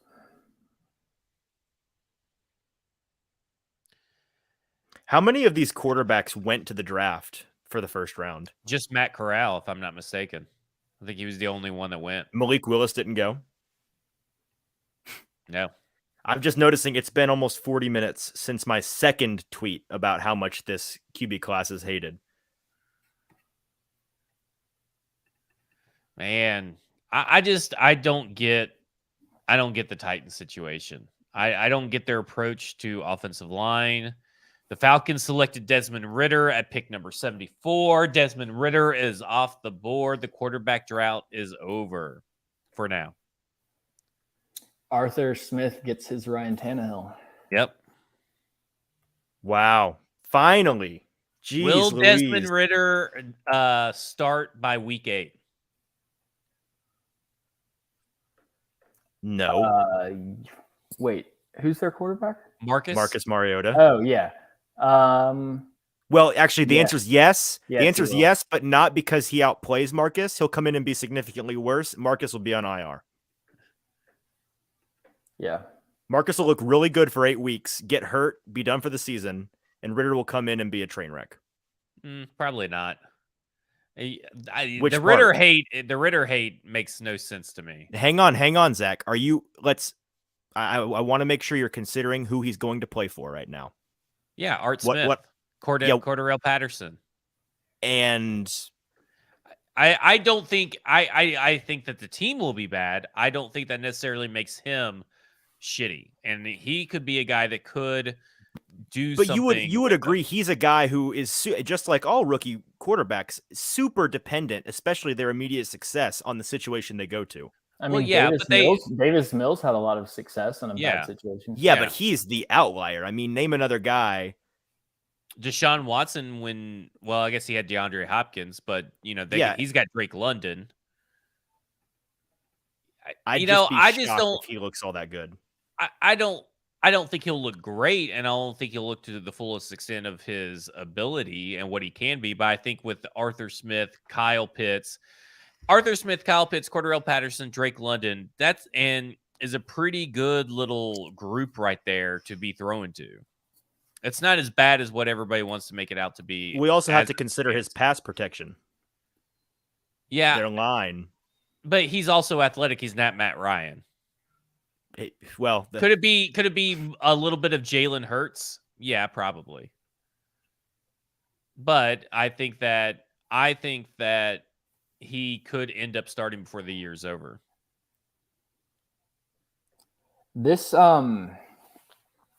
I mean, okay, hang on though. He's not a better athlete than Marcus. You think he's already right now a better passer than? They're basically the same kind of athlete. I don't agree with that at all. I think Marcus is significantly more talented runner than Ridder. Yeah.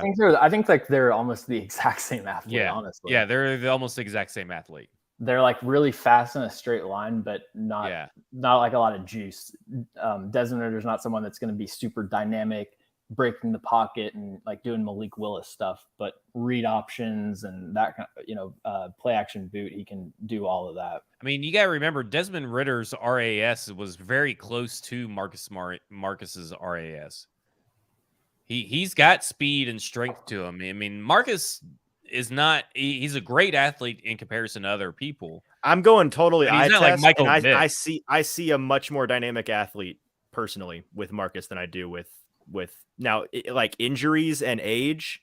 Maybe that's a fair argument, but totally healthy, I see a much more dynamic athlete with Marcus. Yeah, I see the same kind of athlete. Like, he will end up starting before the year's over. I mean, that's fine. They're both bad quarterbacks, so it's like I don't really, I don't care to continue to argue about bad quarterbacks.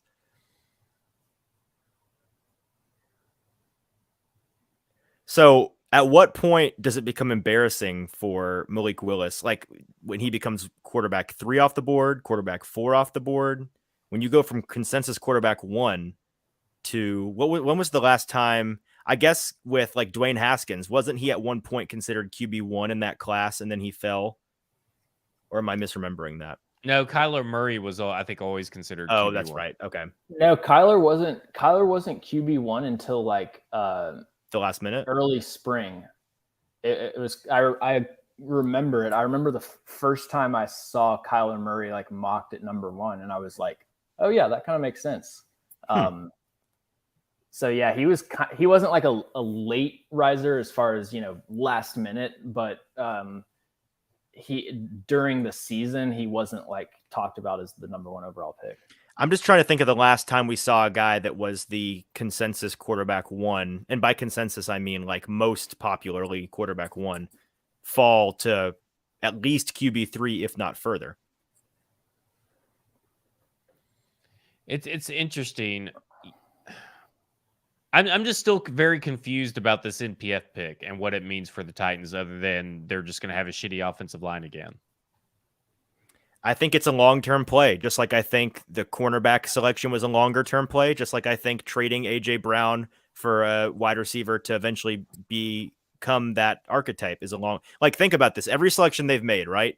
Treylon Burks, at his best, he can be like best case scenario. He's what A.J. was his rookie year, right? Which is like a wide receiver 1, but not a top wide receiver 1 in the league. Like, okay, you're a year away from being a stud, right?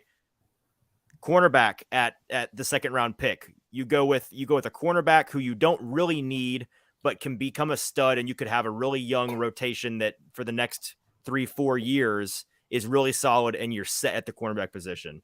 Nicholas Petit-Frere could end up becoming, a developmental guy in this first year who then takes over at one of the tackle positions a year from now, and you have 2 guys set at the tackle position for the long term. Like, I think this team sees themselves as a team that is competitive in this year only because of the division that they're in. I think if they were in any other AFC division this year, they would not consider themselves competitors. But because they're in the AFC South, they think they could compete. So they're building down, is what you're saying. I think they're building down. They're building with the idea of let's win this division because we think we can, but let's build long term to be conference level, league level competitors in the next couple of years is what I think. So unlike a rebuild, I think it's interesting to build down to the competition in your division, not build up to the competition in your conference. It's a very interesting strategy, and I can't argue that that's what they're doing. That's what they're not doing, because this draft has been pretty perplexing on multiple fronts already. And it reminds me of last year's draft where they're drafting Monty Rice in the 3rd. They traded up for Des Fitzpatrick. They took they took 2 guys that hadn't played since 2019, essentially, in Caleb Farley and Dylan Radins. Elijah Molded was really and Rashad Weaver were really the only 2 picks that I actually thoroughly liked, and they got good value on. And you're sitting here and you're looking at, they traded away A.J. Brown, so they just immediately replaced him with Treylon Burks. So they still need a wide receiver. Why is there no wide receiver on the board? I know that James believes that this tight end's not a big deal, but they still played a lot of 2 tight end sets, and Jeff Swaim doesn't inspire me with any kind of confidence. And Austin Hooper's under a 1-year contract. They only have 2 guys, right? I mean, right. Like, where nobody's sure if third guy's whose name is escaping me, he's going to even come back. Tommy Hudson, I think, or Michael. Yes, I was thinking of Hudson, but yeah, I forgot about Pruitt. So the team, the team that in my mind I keep drawing a parallel to, I think that they kind of view themselves right now like the Packers have viewed themselves for the past half decade. Think about the Packers in the NFC North, right? Yeah. They've been in a conference that has been pretty competitive outside of this upcoming year, but their division has not been. And so they've gotten by their draft philosophy for a long time now. They have built a brand in the draft as an organization taking guys that are developmental and they build long term. They very rarely are building for that given year, and it infuriates their fan base and perplexes the talking heads on TV. But it's how they have they build with the floor in mind, not the ceiling, right? It's a sustained high floor, and so it allows them to constantly win the division. Thus, if you win a division, you're a competitor, right? You can compete at the end of the year, and you just got to win 3 games. But it allows them. I feel like they're not building with the floor in mind, because I feel like the floor is getting lower and lower and lower, every year. It seems like this floor for this team is really, really low. It's actually gotten lower than last year. So they've lowered their own floor, and they've also lowered their ceiling at the same time. If you're going for 2023, that's fine. But is that really fair to Derrick Henry, Ryan Tannehill, and Taylor Lewan, who probably are on their last years as Tennessee Titans? You're just kind of throwing away a year of guys that have given you good years and are the reason for some of your success. And you're just kind of throwing that all away because we'll just win in the division. I mean, and right now the Colts are going to make it really hard for them to win the division. No, I know. I disagree that they're not building with the floor in mind. If you're looking at it purely the floor this year, then yeah, I suppose the argument is, okay, maybe they're not building with the floor this year in mind. But if you're looking at it as a 2, 3, 4 years out collective, I think that they are. I think that they're, by maybe lowering their floor a little bit in this season, they are raising their floor in future seasons by taking guys maybe raising their floor. Because you don't know if these guys can actually take over. On paper, raising their floor. Right. Yeah. This is all on paper. Yeah. It just seems like it's a very risky way to build a team and keep a Super Bowl window open instead of slamming it shut because of the moves that you yourself as a team are making. Because everybody else around you is making these big moves. You are not. You are treading water, maybe slightly drowning. I think taking someone like NPF when you have Dylan Parham, who could probably go ahead and start, or at least maybe start sooner rather than next year, it's just silly. It's a silly way to build your team, build your offensive line, protect your quarterback, your $38 million quarterback. Yeah. And you also trade away AJ Brown. What message are you sending to your offense? Like, I feel like your offense is getting the short end of the stick. And here's my question there. Zach. That's an assumption that you're making, and I'm making it too. So I think you're totally fair in making that assumption, but it's something I want to hear from them before I truly, develop an opinion on it. The idea that they are, that they have taken this MPF selection with not necessarily needing him to start this year in mind. Like your whole argument there was, why would you take a guy like NPF when a more starting ready guy like Parham is available? Well, if they come in their press conference later tonight and say, oh, we drafted MPF because we think that he can start at this position. Here's why. Our intention is for him to start as soon as possible. Now, like, flawed thinking and analysis and evaluation aside, there's your Travis Jones to the Ravens, by the way. Travis Jones to the Ravens. That's such a Ravens pick. Front office, like talk about a good front office. I mean, just good. Although to be fair, they were in a position this year where they didn't really have a glaring position of need. They could kind of approach this entire draft with best player available in mind. They created a position need at wide receiver, and funnily enough, haven't addressed it. They needed a center. I think they need corner, a second corner outside of Marlon Humphrey. I don't get. First off, they're not going to come out and say that MPF's going to start right away. You probably won't get that answer until way into training camp. And I'll go ahead and tell you right now, if he's as bad as he's matched as a project is what James makes him out to be, he's not starting. I mean, that would be worse than starting David Questenberry compared to what the scouting reports say on NPF. It would be probably just as bad as starting David Questenberry, maybe even worse. So I don't get the point of wasting that pick on that guy at that point. The Colts finally scooped up Bernard Raymond. That's a really good pick for the Colts.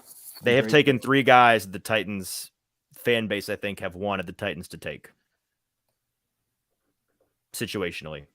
Well, it's going to be interesting to see what they do at 3.9 because right now I have no idea what they're going to do. I have no idea. Right now, if I was a season ticket holder, it'd be hard pressed for me to be excited about attending any of these games in person. I would be selling them to try to make money, and I'd sell them to their own team. I don't care if that makes me a bad fan or not. That's what I would be doing. I would be selling season tickets to either other Titans fans that may want to pay a little bit over list price, or just throw them up on StubHub because this team is not inspiring me that they are going to be able to compete and put on good games at home.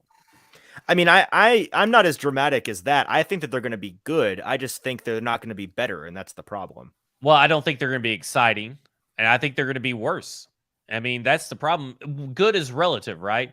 They could still be a 9-8 team, be good, and maybe be a wild card spot. But if you're losing 2 games to the Colts, dropping 2 games to the Colts, what all does that matter? Like 9-8's okay, but we need to have higher expectations. And they obviously have gone in one season to having Super Bowl expectations, to having now lowered their standards to, okay, well, maybe we'll win the division, maybe not. Maybe we'll get back to it in a couple of years.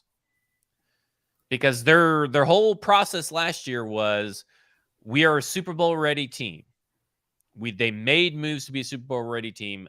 They are lacking those moves this year.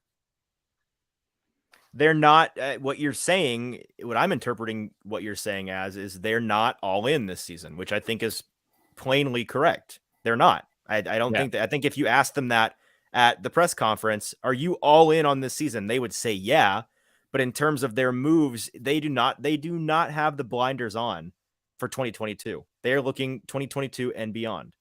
And frankly, I think there's an argument to be made that that's fair, because if we're all in agreement that Tannehill is only the answer this year and then they need to move on, then why would you not be looking to beyond 2022? Like, if you think you've hit the ceiling with Tannehill and that he's not capable of getting it done and he's only around because of the money, why would you sell out? I don't think he's only around because of the money. Okay, well, then that's fair. And right now, guess who's going to be the quarterback in 2023? Ryan Tannehill. No, I mean, I guess am who's probably who's going to be demanding an extension soon? Ryan Tannehill. So guess who's going to be the quarterback in 2024? Ryan Tannehill. Maybe 2025. Ryan Tannehill.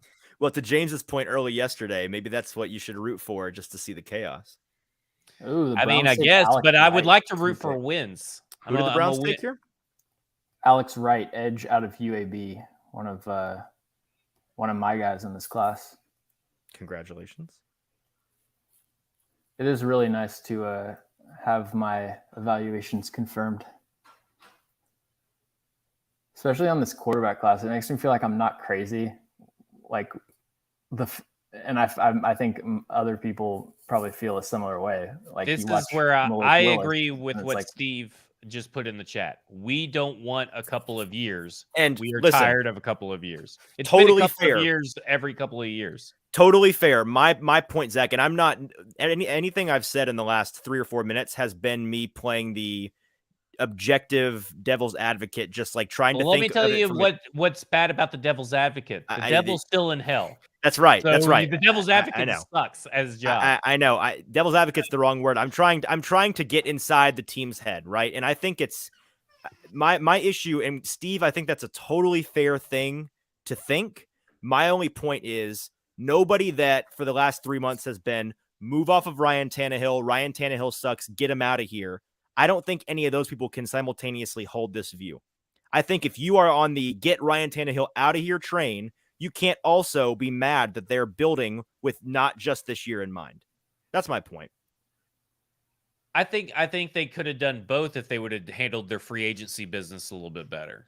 And I think that's where it also boils down to, is that they didn't do any the way that they have addressed the offensive line these last few years. It's been an epidemic for this franchise for whatever reason. Since the Isaiah Wilson pick, they have just destroyed what has made the team pretty successful in their offensive line, and they continue to do it. So I just don't understand at this point.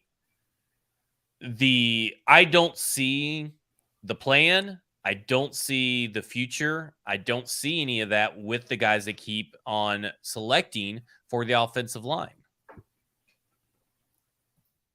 I don't see the path to success in 2023, even with the players that they've selected this year, unless NPF just turns around and is something that everybody says he's not, which is possible. Well, and we're also. I said this in my Traylon Burks video, but something people have to remember is that players get better, and just because a player struggles with something, that's not definite. They can still improve in that area, and so all of these evaluations, they're kind of just static snapshots of where these players are their final year of college, but they've got a ton of development, for the rest of their career. So the story isn't written. I mean, to take AJ Brown, for example, I think it's fair to say at this point, he is one of the better route runners in the NFL. But when he came out of college, the evaluation on him was that he's a freaky athlete and does a lot of wide receiver things well, but he's not very good at playing wide receiver. His route running was really raw, not nearly as raw, granted, as Treylon Burks is. And this is an evaluation that I heard, I believe Bucky Brooks making a week or two ago, if I'm not mistaken. But like, that's an example of something with Treylon Burks. Right now, route running, not super crisp, ability to get separation, not awesome. Totally within the realm of possibility that, midway through year 2, we're like, wow, look at how much better he's gotten at that. I think that that's all well and good, and I do agree that players do get better, but how low are they starting off compared to how much they need to get better to be a contributor or a competent player? And that's the worry that Right. that's what the worry I have with Radens. That's the worry I have with NPF is, Radens took that time off and he didn't play, and then they moved him around so much, where is his floor now, and where are they going to do the same thing to NPF? Or are they going to let him come in and compete for one position instead of trying to make him positional versatility or whatever they love to hang their hat on? South Texas Titan tweeted, "The Titans fans that will call Buck Rising about Petit Friere will open the 6th gate of hell trying to pronounce it." Yeah, just stick with NPF. No. For the sake of watching people like Buck lose their mind, I want people to have to try to pronounce it on the show. Sorry, Buck. I think I'm trying to go over in my head. Right now I'm really invested in trying to get inside the mind of this front office. And again, for better or for worse, we can have our opinion on whether or not they're dumb for thinking this. But another thing I think they could be thinking and could explain some of the decisions they've made here is if in the front office they are much higher on some of these guys that are currently in the system with the Titans and are developmental than people on the outside are, they could be banking on more production from players that the outside fan base and evaluators aren't banking on. For example, and again, they could be totally delusional about this, but perhaps they look at a guy like Des Fitzpatrick and are projecting him based on his development internally.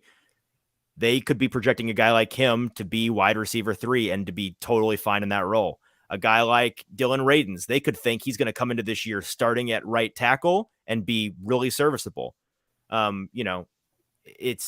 think they need to find a better projector. It looks like they're using one of those from like kindergarten that we used to have in the 90s where you put the little clear the overhead. Yeah. The overhead projector. Because that's what I feel like they're using.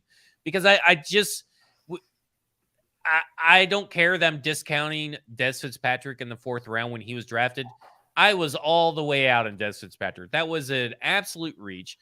There was no projection for him because you're talking about a guy. Again, when you get to a certain round in this draft, wide receivers that are drafted are very, very unlikely to be productive wide receivers. And it's ridiculous that they even traded up for Des Fitzpatrick when the better prospect that across the board was Amon-Ra St. Brown. So I don't know if we should be able to just sit back and have to trust their projections. No, and I'm not saying you should have to trust it. You should not have to trust it. You have every right as a fan to question it till the cows come home. I'm just saying that they may be trusting it and it can explain. Again, there's a difference between explaining their thinking and agreeing with their thinking. Yeah. And that's a big point I'm trying to make here. It will be interesting to see if they do go wide receiver or what they do with this next pick, because we're now 1, 2, 3, 4, 5, 6, 7, 8, 9, 10. We're 10 picks away from their next one. We're 10 picks away from having one quarterback go in the top 90. Yeah, it's crazy. The amount of lying that went on about this quarterback class is astounding. I am very surprised that more teams didn't take a chance, and I'm very surprised that team has not traded up for Malik Willis. They must just be so. And here's my question about Malik: do teams just not see it, or are teams not willing to draft a guy that they know will have to sit for at least a year and develop? I don't know. It's crazy to me the Giants valuing Cordell Flott over Malik Willis. I was about to say Cordell Flott. It just got drafted. The Falcons come up next, and they're taking D'Angelo Malone out of Western Kentucky. Yeah, D'Angelo Malone is like a really raw. There's a kind of cluster of third-ish round edge defenders: Alex Wright, D'Angelo Malone, the guy out of Miami of Ohio, Dominique Robinson. Very similar, really high-end athletic traits and just kind of like developmental projects at edge. James, could we get an update from you with about 9 picks remaining? The highest value remaining guys on your board? Yeah, so I've kind of stopped updating it. Okay, can you just take a peek and the see? picks are moving fast, but like Kirby Joseph is my highest ranked player still available. He's my 25th overall player, and then you've got Malik Willis, Matt Corral, Sam Howell, Dylan Parham. Has Leo Chanel been drafted? No, he has not. No, he's still on the board. So, this is just all positions, but Leo Chanel, Nakobe Dean, Zach Tom. Those are now, guys. Parham's still on the board here. Does it change your feelings about the Petit Frere selection at all if he just falls into their lap later in the third and they end up getting him after all? I mean, that would help. That helped me feel better about 2022 for sure. Yeah, agreed.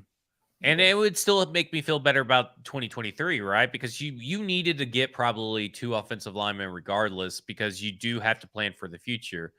It'd be better if you're going to take, plan for the future, take players that are less projects, James, maybe a little bit more refined. James, if you had to make a selection for this team and your options were Zach Tom or Dylan Parham, based on where they are now, with Petit Frere in the equation, who would you take and why? I would take Zach Tom because number one, like I know that teams view him as a center apparently, but I truly believe he can play tackle. But if he can't and you have to move him to center, he can be the Ben Jones replacement in a couple of years. So like when I think about offensive linemen that have questions about whether they can play tackle or they might have to move inside, I like when there's 2 possible avenues positionally that make sense for where I am as a team. And so Zach Tom, I think, can be an option at tackle. If that doesn't work out, he can also be an option at center. And then I think as far as guards, I think that the guard class is just so deep this year that even though individually I really like Dylan Parham, like he's just there's a lot of guys you can get later that are pretty similar to me. Is Jeremy Ruckert still on the board here? Yep. Yes, he is. And so is Calvin Austin and Jalen Tolbert. Yeah, Chigo Okonkwo. Wouldn't you think he'd be a guy that'd be around in the 4th or 5th? Yeah. I mean, I think they go Khalil Shakur or Jalen Tolbert if they're still there by the time they draft. Or at least I hope. Those would be your choices there? I hope for a wide receiver. I would much prefer Jalen Tolbert out of those 2. Would you rather have Calvin Austin or Jalen Tolbert? Probably Calvin Austin, yeah. I like Jalen Tolbert better in a vacuum, but for the Titans, given that they already got Treylon Burks, Calvin Austin. Gotcha. I believe we covered this in the last month, but just to verify, David Bell, Kyle Phillips, Bo Melton, those aren't guys that have really stood out to you in your process. I like Bo Melton. I mentioned Bo Melton as being in that Danny Gray.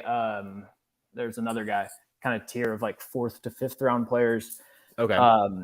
David Bell is just like, he's a really good receiver, talented route runner. He's just such a limited athlete in really every regard. And then who's the other guy you asked me about?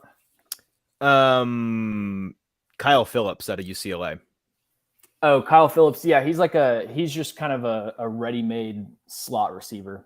Every stereotype that you want to say about like the white slot receiver, it's him. First guy in, last guy out.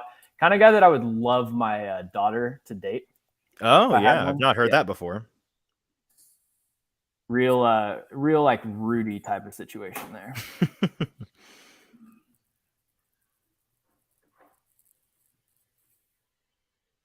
The Eagles got Nakobe Dean, pairing him with Jordan Davis. Thank goodness.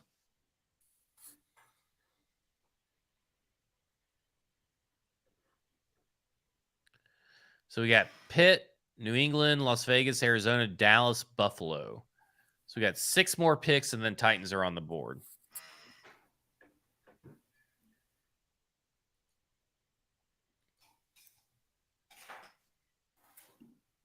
I think it would be a good time to take a break real quick.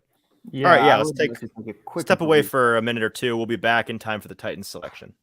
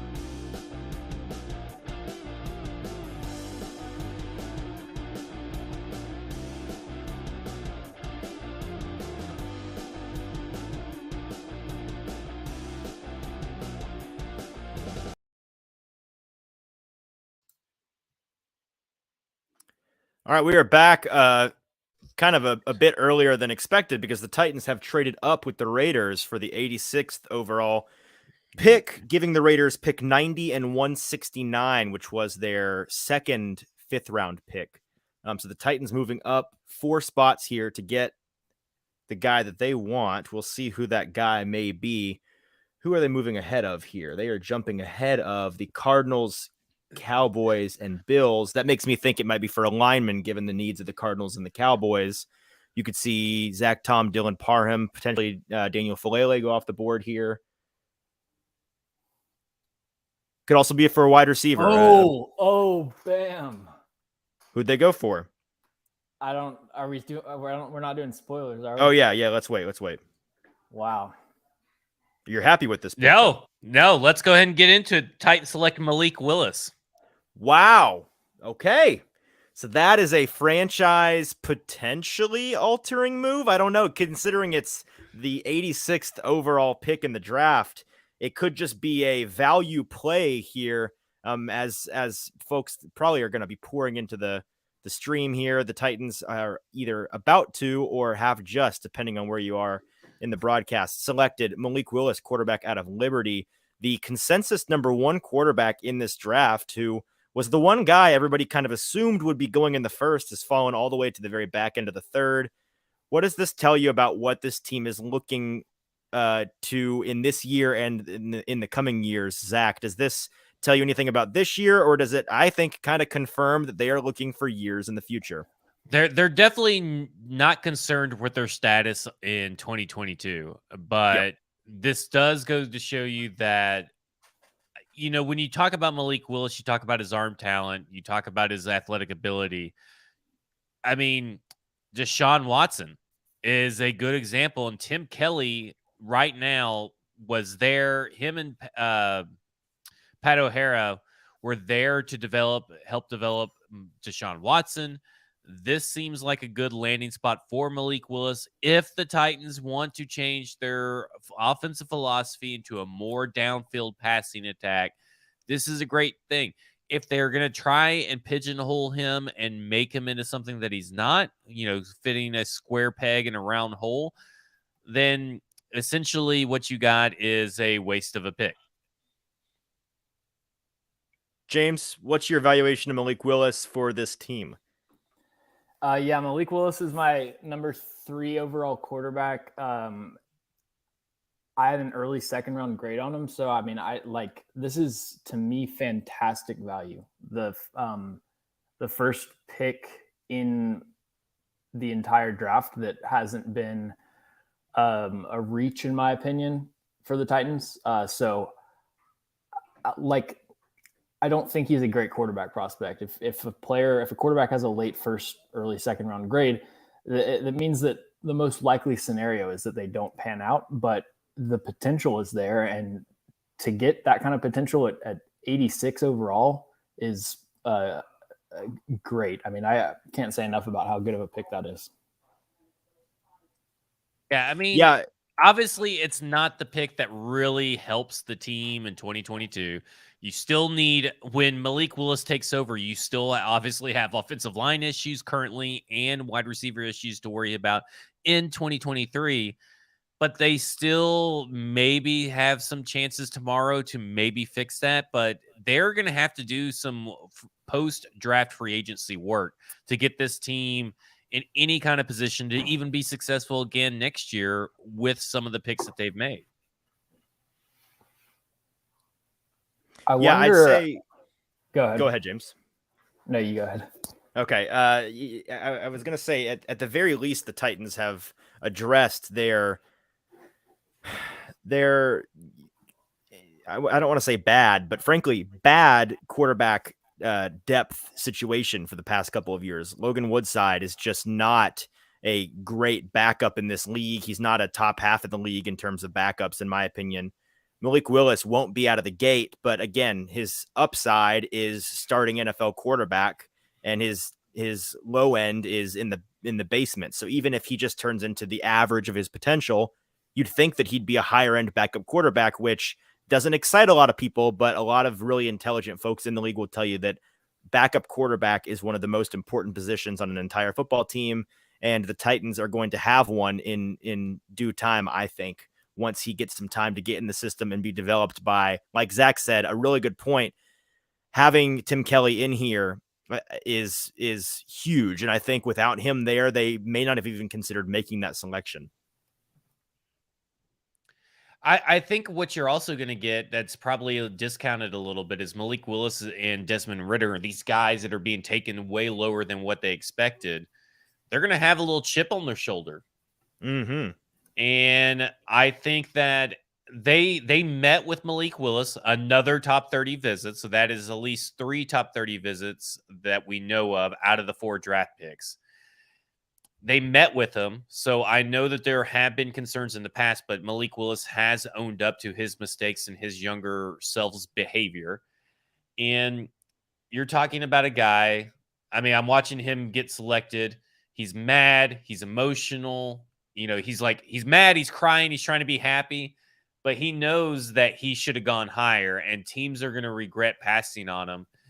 And I think that's a good thing to have when you talk about a quarterback coming in. He's got the arm. He can make the throws. You just have to get him to rely on pass protection, which may be a little hard with this offensive line as it is, and trust his receivers a little bit more and not just try to go make plays with his legs constantly. But I mean, it works for Lamar Jackson, so why can't it work for Malik Willis when he eventually takes over, you know, using his legs to make plays? I'm really excited. I think this is interesting. I would have never thought, and I've said it before, and I even said it in our piece at BroadwaySportsMedia.com.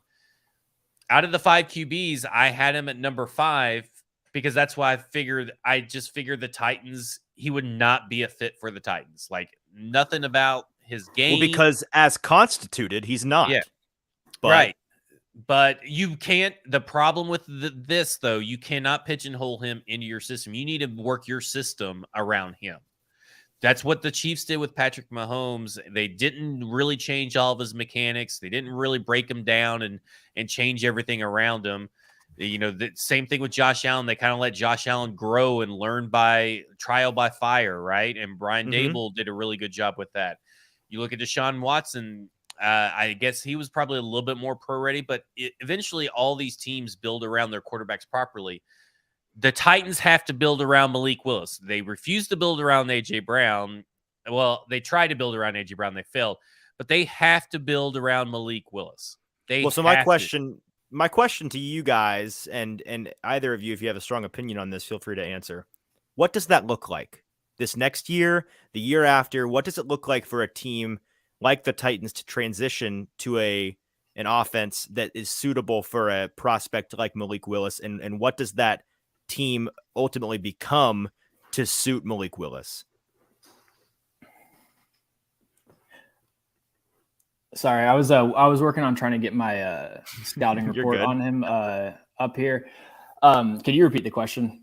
Yeah, so what does that look like for a team like Tennessee to transition into an offense that is suitable for a guy like Malik Willis? If they tailor their offense in a way that is suitable to him over the next year or two, what do those changes look like, and what are the differences between that hypothetical team and the team as constituted?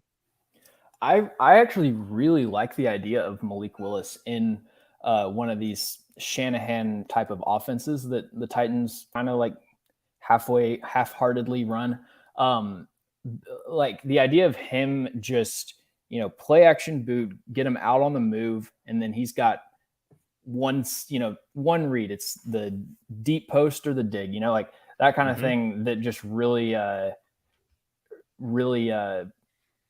schemes open the offense for you. The main issue is that he will struggle to throw over the middle of the field as most shorter quarterbacks do. So that's one problem with him. Jalen Tolbert to Dallas, by the way. Great pickup for them.